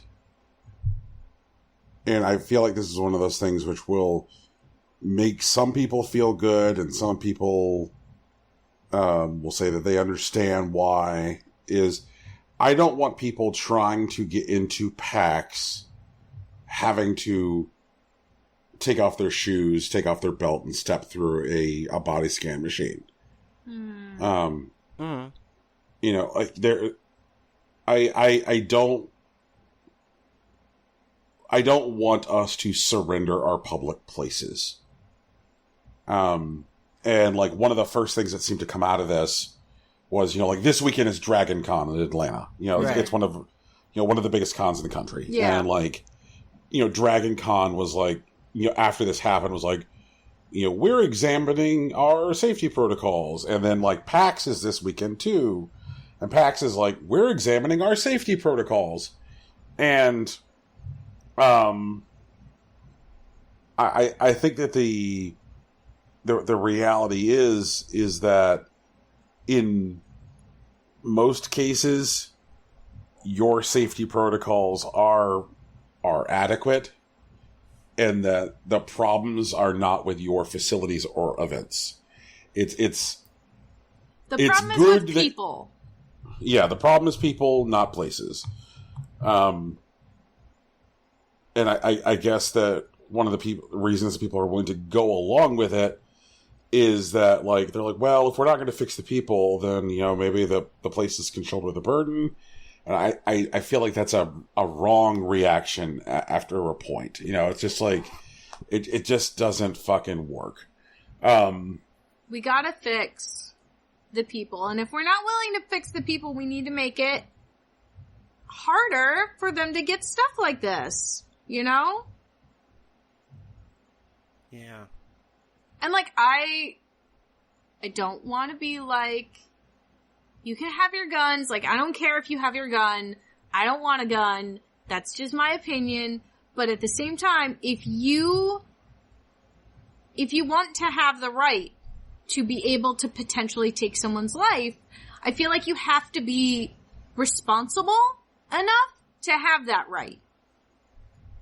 And if you're not mentally stable, if you show disregard for other people's personal safety before you have that weapon, why should you have that weapon?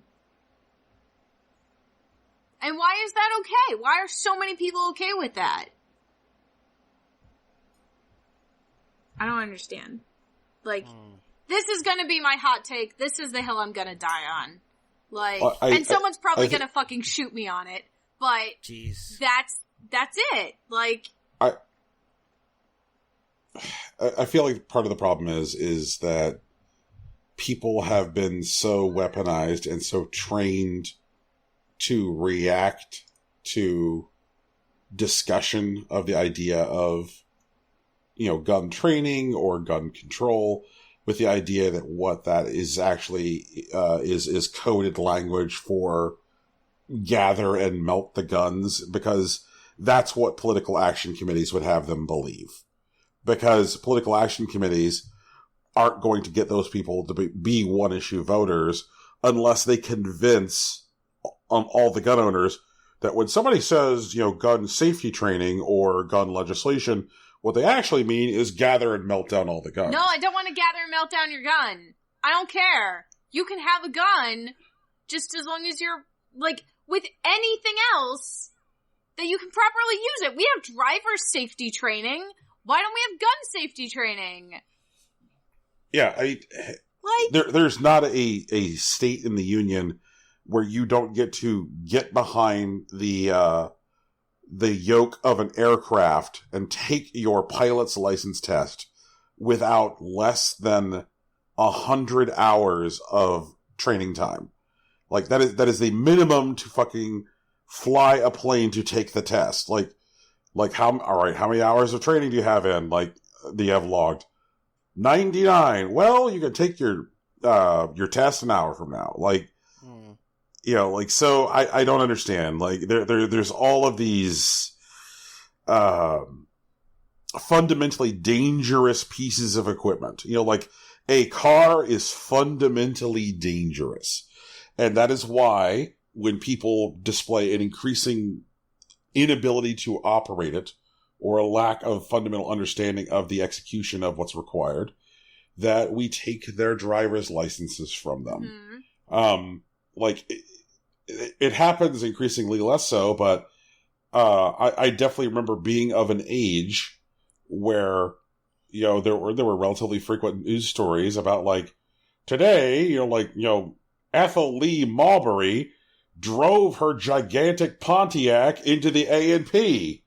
Ethel Lee Marbury is fine. However, The 5 kids who were just there for Laffy Taffy are all now dead.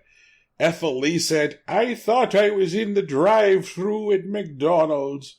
And we're like, holy Jesus Christ. And we started to be better about the steps that were necessary for relicensing for long-time drivers because of, like, slowed reaction time, decreased eyesight, cognitive issues, like, because cars are big, fucking dangerous machines that can kill people. And so we're like, wow, look, a big, giant, dangerous machine that can kill people. Maybe we should administer some tests that test, reaction time, cognitive ability, and eyesight to make sure that people should, be able to operate effectively this big, dangerous machine. And then when we say, like, oh, you know what? You don't necessarily have the eyesight. Go get glasses, then come back. Okay, great. You don't necessarily have the reaction time and cognitive ability. I'm sorry. No more driving for you. We're not going to burn all the cars. We're not going to melt down all the cars. But what that means, Ethel Lee, is you don't get to fucking drive into the A&P anymore. Mm-hmm. Like, it's that kind of disconnect. Like, it's this idea that we're going to poison, the well? We're going to poison the well. It would almost be funny if it wasn't said. We're going to weaponize the discussion around guns. And it's like, you fucking children. They're machines. They're technology. Like, a gun laying on a counter is no more dangerous than a car sitting in my driveway. But if you idiots do not want to, like, demand the appropriate level of education and training and scrutiny to the licensure of ownership, then of course bullshit will happen. Like, there are countries in the world which do have high percentages of gun ownership in their citizenry. Switzerland pops to mind. But you know what Switzerland does have? Mandatory gun education training. 2 years of it! 2 whole years! And you have to serve in the military for those 2 whole years. Like... Oh, the mandatory military service, Tegan, that's Israel. Oh. Switzerland doesn't have mandatory military service as part of their training, but they do have mandatory training. I have been corrected. Yeah. Now I know better. Mm-hmm. So, but both of those countries have lower incidences of gun crime than the United States, but higher per capita percentages of gun ownership. So, it's not that we have a whole bunch of guns, it's that we're willfully stupid and happy to be so. So, congratulations to us.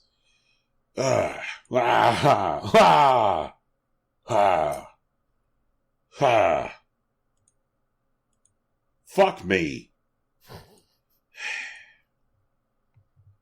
Do we have anything which isn't as abysmally depressing to talk about? Google got real petty with Epic. That's a thing. What does that mean, Tegan? So Fortnite is one of the rare Android apps that isn't distributed on the Google Play Store. Epic, because Google gets a 30% cut of in-app purchases, and Epic didn't want to share that. Epic's been distributing the game itself on Android. So if you want to play Fortnite on your Android phone, you gotta go to Epic's website and download an app called the Fortnite Installer, which then downloads and installs Fortnite and keeps it up to date for you.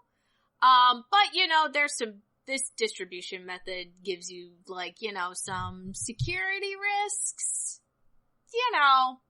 as you do. So Google filed their bug report on August 15th, and Epic fixed a bug the next day.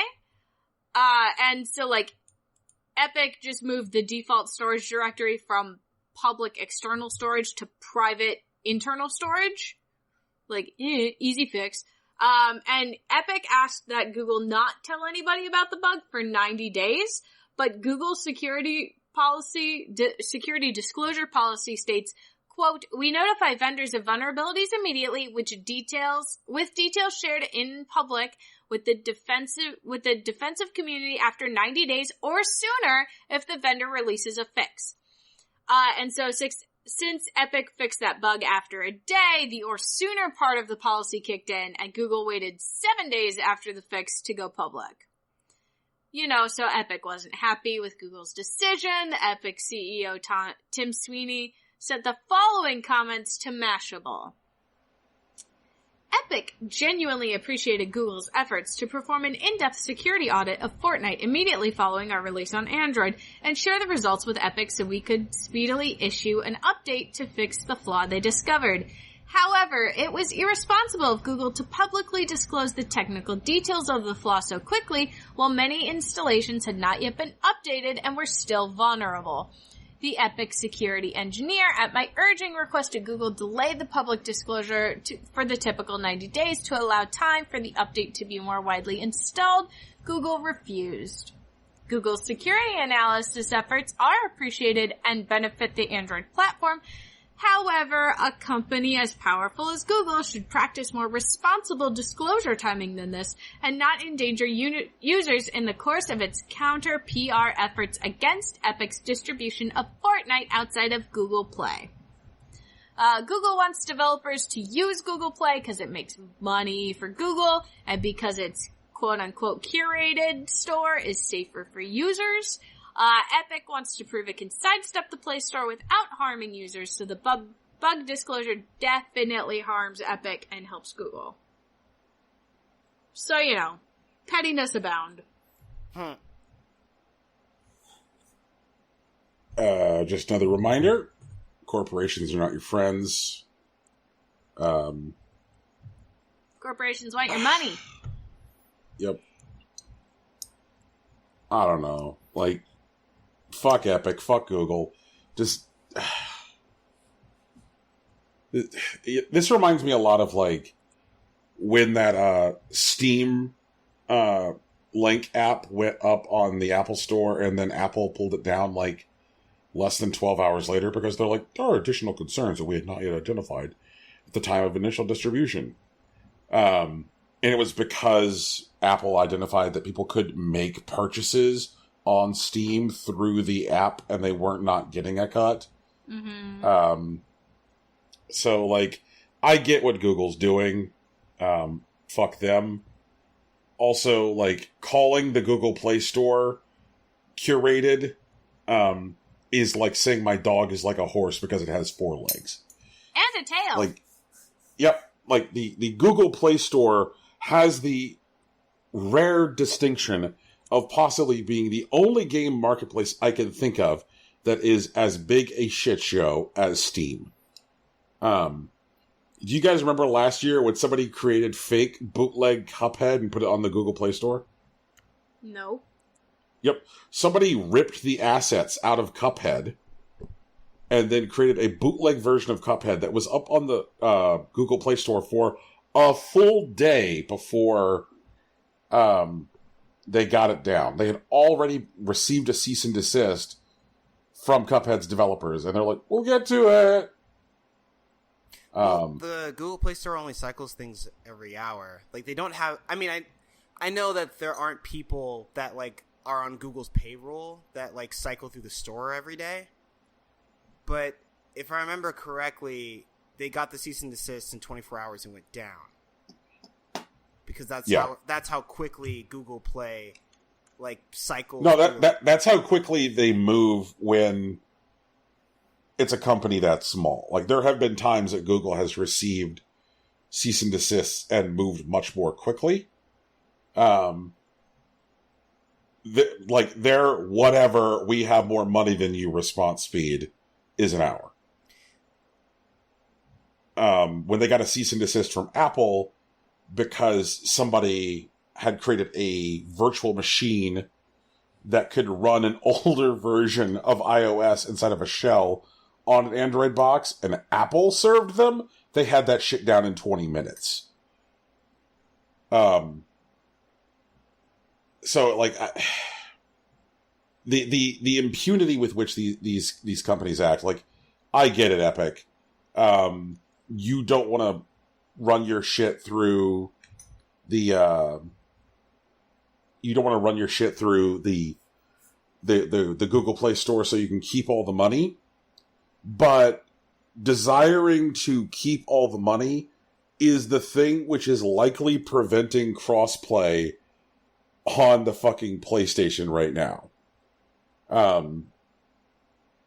Because Sony's concern is that if people could use the same Epic game on like all of these different devices, then Sony wants a piece of everything which is being sold on Xbox, Switch, PC. They're like, well, you know, if we're going to allow crossplays across all these devices, then we want a piece of all those sales. So it just the absolutely, you know, cash hungry, fucking money grubbing decisions that are like, yeah, this decision, the root of this decision is I would like to make all the money, and then painting it as some kind of like either, you know, safety or customer centric decision just disgust me. Like, I don't know. Like, come on, guys. You know, fucking grow up. We live in a terrible world. Be less terrible. Ugh. Ugh. Man. Sorry, guys. I feel, I guess, I'm kind of high octane today. It's okay. You're not wrong. We have a Steam side story today. A Steam side story? Did we unlock it during the course of the show? Well, no, I think that what you're probably thinking about, Teen, is our usual Steam magic, which is what garbage came out on Steam today. And over the course of the show, 11 games came out on Steam, and we'll get to them. But more exciting is that this week, Representative Duncan Hunter. Oh shit! Really? Who? Duncan Hunter, who represents the 52nd district in California, the Fightin' 52nd. I'm sorry, he currently represents the Fightin' 50th. He moved when district lines were redrawn in California. But Duncan Hunter, congressman and known douchebag, was indicted for campaign finance violations. Duncan Hunter, the things that he was misappropriating funds for from his campaign include, I shit you not, vaping supplies. Yep. And stuff for his Steam account. Oh, Jesus. Now, Brian is here with the hard-hitting research and has pulled up all of Duncan Hunter's reviews from his Steam account. Ah, damn it. Alright, here we go. Okay, did you think I was going to do the hard-hitting research, Rocky? Like, I didn't think you were going to pull his reviews. Yeah, I was like, okay, what does Duncan Hunter think about the various games that Duncan Hunter has played? Also, the fact that, like, Duncan Hunter was, like, running around leaving reviews on Steam somehow is kind of fucking great to me. Okay. I will not read them all, just here's a quick sampling. Left 4 Dead 2, not recommended. His review simply reads, you know why. Oh, Lord. And I'm like, Duncan Hunter been out of shape because this isn't Half-Life 3? Okay. Guess we know where he stands. Duncan Hunter was a review of Surgeon Simulator 2013. Recommended. This game is mocking me, and I can feel it. It thinks this bullshit is funny. Well, fuck your ass. I don't need this fucking shit. That saw was on the bone, and you fucking knew it. I swear to fuck. 10 out of 10. Oh, Jesus. Like, I'm glad that his account got located as part of this. So that's great. Here's his review of Crypta the Necrodancer. This shit's controversial. I will go speak at his sentencing because of this nightmare. Everything Spelunky should have been. Fuck you. Spelunky is perfect. Everything Spelunky should have been. Let's see here. What's some other hot ones on here?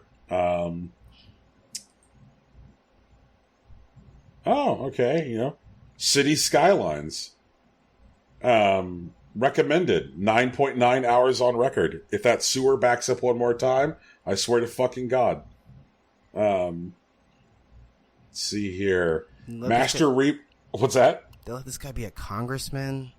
They did, yes. For years. Yeah. Oh, God damn it. Master Reboot, not recommended. Not what I was expecting. Gameplay is funnish. The story can be hard to follow and doesn't pay off much. Oh, God. Let's see here. Euro Truck Simulator 2. Recommended 18.4 hours on record.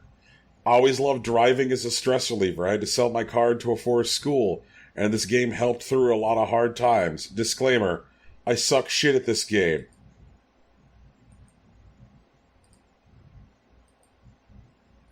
Spelunky.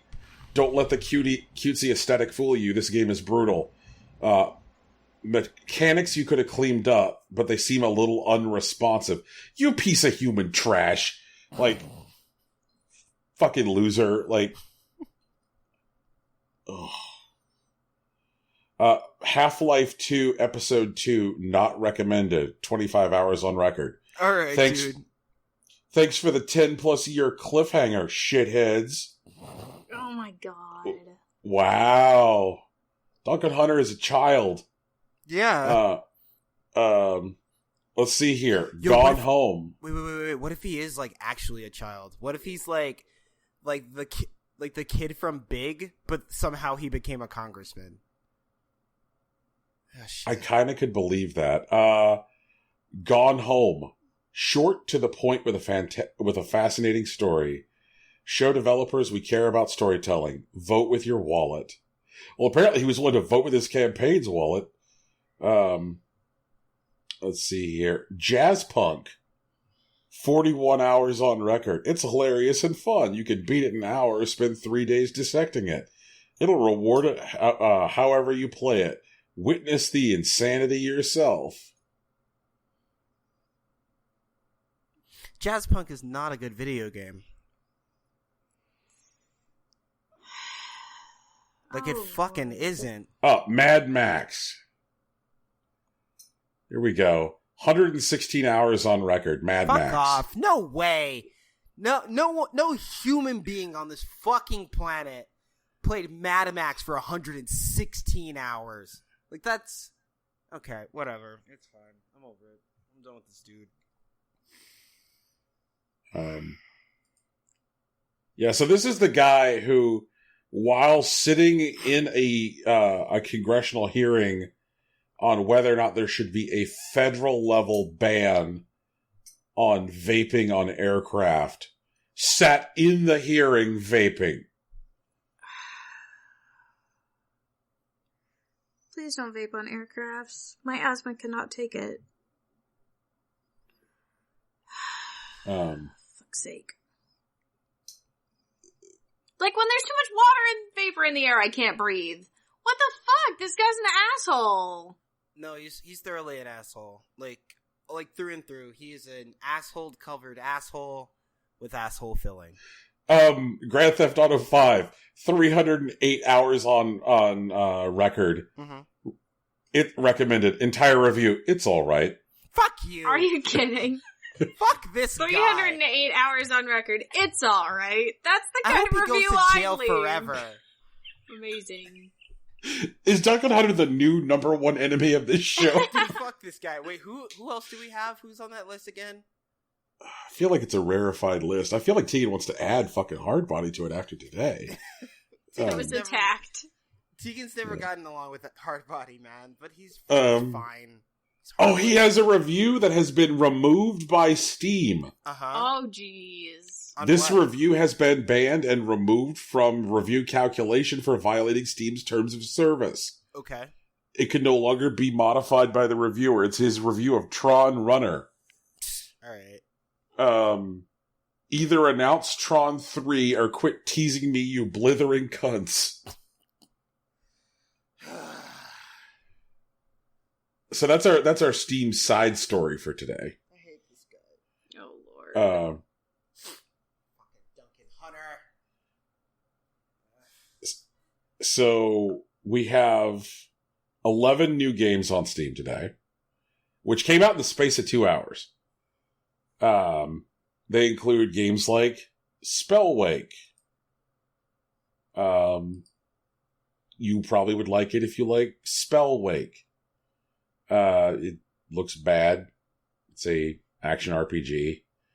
It appears to be entirely made of pre-made Unity assets. That's all the time I'm going to give it. What else we got? Come on, show me something else. What else we got? World Hentai.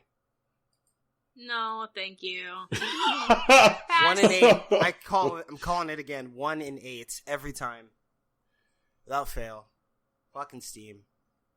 That we're going to get at least like one hentai game if there are at least 8 titles that day. Yeah, absolutely. World Hentai is a set of various casual games with luxury girls as a reward. No, absolutely not. Fucking god damn it. Luxury. I hate this. There are classic Tetris and puzzles of any complexity, ending at a 10 by 10. Enjoy a pleasant pastime solving a puzzle, admiring cute looks, and listening to good music. Okay, so Brian might be right. We might live in a terrible world, guys. I'm sorry. I don't think we can fight it anymore. World of Hentai is real. It's a thing in the world. Hentai's been real for, like, hundreds of years. No, hentai is a thing. Like, that's fine. Like, I'm okay with hentai, but like this. You mean hentai world specifically? Yeah, gotcha. Like, mashup of like classic, iconic video games with like garden variety hentai. I'm upset. I don't. Next up, we've got Heavy Dreams. A boy, a laptop, a dream. In this game, you search through a young teenager's laptop, trying to find his story, solve hidden puzzles, and read between the lines that he wrote in your quest to unravel the mystery of Zhe Zhang.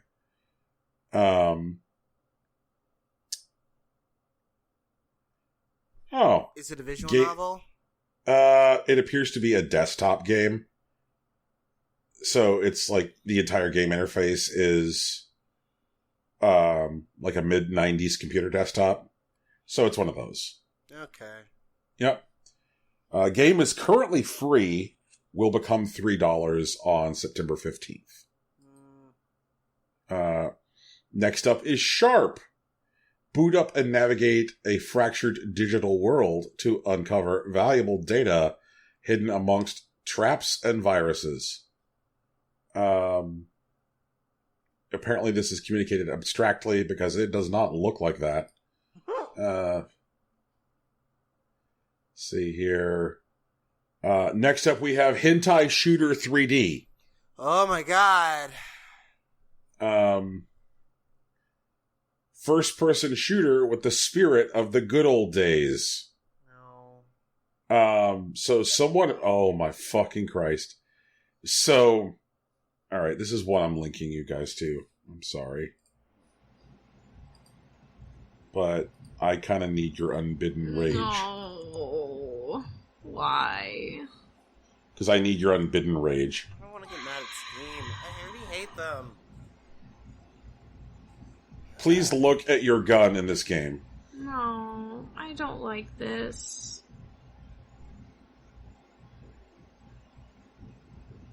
This is stupid. Now, Rocky, just looking at this thing and the way it's set, is this entire game a Wolfenstein mod? Like original Wolfenstein, yeah. Yeah, it is. It is! Thanks, Brian. I hate it. Oh, no, Brian. For anyone that hasn't seen this yet, this is a Wolfenstein skin where you're fighting like anime titty girls while your fucking gun is a fucking pickle. And they put tomatoes on it as fucking testicles because Brian wants me to yell about it. So now we're yelling, alright? Ah. God damn it. Oh, Jesus. I'm so upset. like this? Where the fuck is Gabe? Like, get him off his fucking knives and tell him to do something about this shit. Next up is Koi Solitaire. Man, I hope that's good, because I need something good right now. Is it Koi like the fish? Please tell me it's like the fish. It's like the fish. Yay! Do the cards just have fish patterns on them? No fish patterns apparent. Oh no. Use your solitaire skills to build gorgeous gardens in this relaxing card and board game. Oh, okay. Wait, what's the graphics requirement? No, that's actually okay. That sounds legit, yeah. but... Yeah, I mean, this looks like a mobile port, but it doesn't look like a bad mobile port, oh, okay. So... That's fine. Yeah. It's asking for dual cores, though. You know, that's not... These days, Rocky, that a dual core requirement is not out of line. Alright.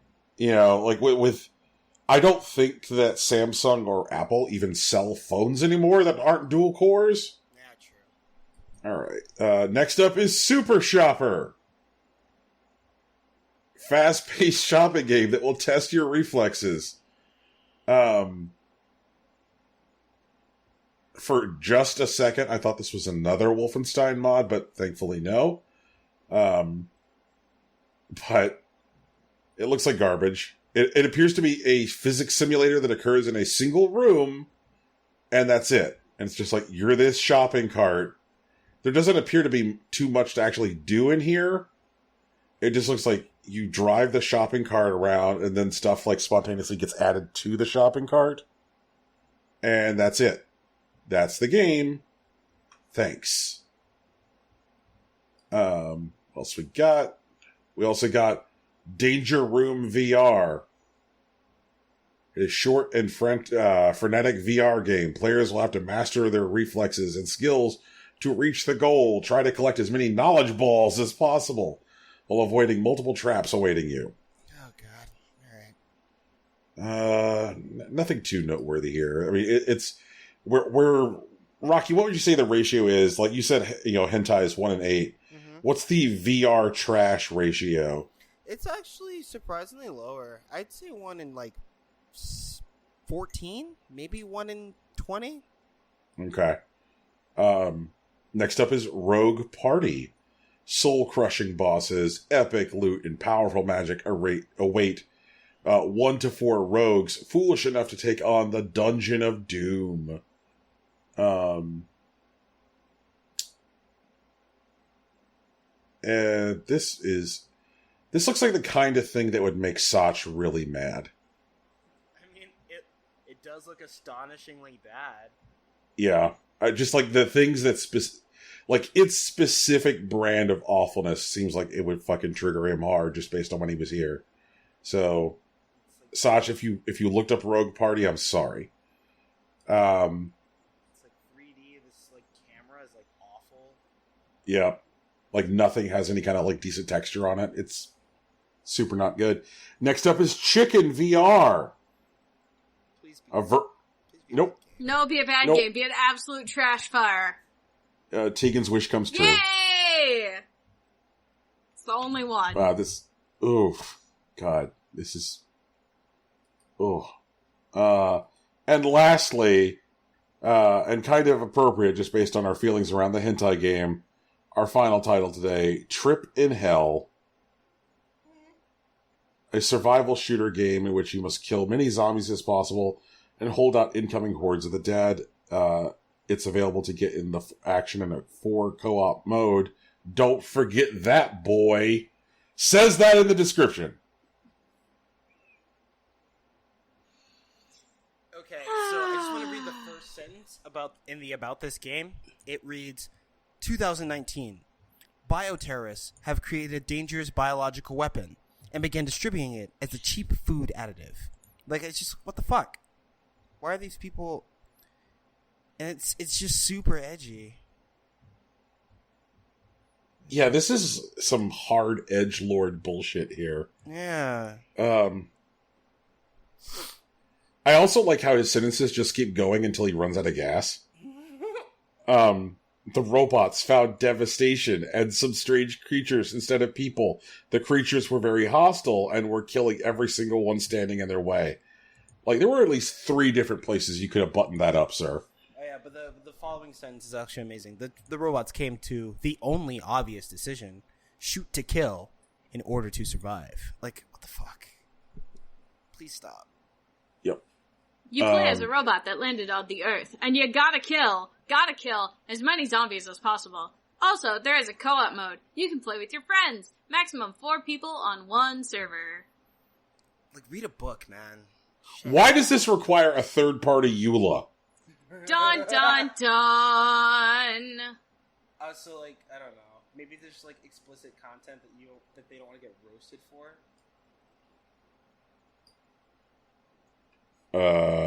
Wait, no, end-user license agreement. Is it because you install the server yourself? So this guy wants you to... I don't like it. Same. And Steam is still learning about this game, it seems. Yep. Well, guys, that's Steam today. I feel like the big attraction today was Duncan Hunter's Steam profile. Jesus. God damn it. I hate Duncan Hunter. He threw his wife under the bus. I mean, his wife is definitely irresponsible with money, but, like, the fact that, like, they were definitely collaborating and just threw her straight up under the bus, like, fuck that dude. Hate him. He also tried to throw his fucking 13-year-old son under the bus. God damn it. He's like, yeah, these Steam purchases. I swear they're not mine. And it's like, Mr. Hunter, this profile, you did the real name ID on it. Like, fucking, like, I'm sorry. Like, because, you know, Lord Gaben is always like, please do 2-factor and link your actual identity. You did that. We know it's your Steam account. Like, settle the fuck down. Like, I read the cheesy bio. Like, I'm Duncan Hunter. I'm a congressman. This is my real Steam profile. Like, fucking loser. I hate this. Oh. Rocky, I owe someone a biscuit. I'd like to read something on that topic. Yay! Yeah, we received a new review on iTunes, which reads, $1,000 buttery biscuit, 5 stars. I enjoy this podcast so much, I went out and bought a $1,000 computer just so I could finally leave a review for you guys. Love the cast, topics, music, jokes, discussion, everything. Keep up with the momentum, guys. I would rate 6 stars, but haven't heard from Festival in a while, so I'm going to hold off until then. Anyway, guys, thanks. Love the show. Well, thank you. I think we appreciate it. It means a lot. The reviews certainly help. That's why we beg for them every week. And it sounds like you got your wish this week. Fortunately, I was peeing, so I didn't get to talk to Festival. Sounds like his presence was kind of a mixed bag. It was all right. Rocky, you want to tell people how to engage with our content and so guys. forth? So, as Brian previously discussed, since Jules R23 left us a review on iTunes, Brian owes him a biscuit. And if you do the same, Brian will also owe you a Southern biscuit as well. Not a cookie. A cookie! Tegan. Not a cookie. I thought it was a cookie. Why can't it be a cookie? Because cookies aren't biscuits. Oh. Cookies aren't biscuits. Also because we're not British. But either way, if you guys want to leave us reviews, let us know how we're doing. If you think we suck, if you think we're great, we really appreciate it. If you let us reviews on iTunes, that's where you get the biscuit. But you can leave reviews on Google Play and Stitcher too. We also appreciate feedback. Like, if there's a segment of this show that you absolutely hate, let us know. We'll try and revise it. Tegan, no one's gonna get rid of Festival. It's part of the show. I can dream! I can dream! Okay, so guys, there's also music at the beginning and end of this podcast. It's produced by our man, Big Sach. His work is available at SoundCloud on soundcloud.com/Big Sach NJ, or you can follow him on Twitter at Illyry_Swank.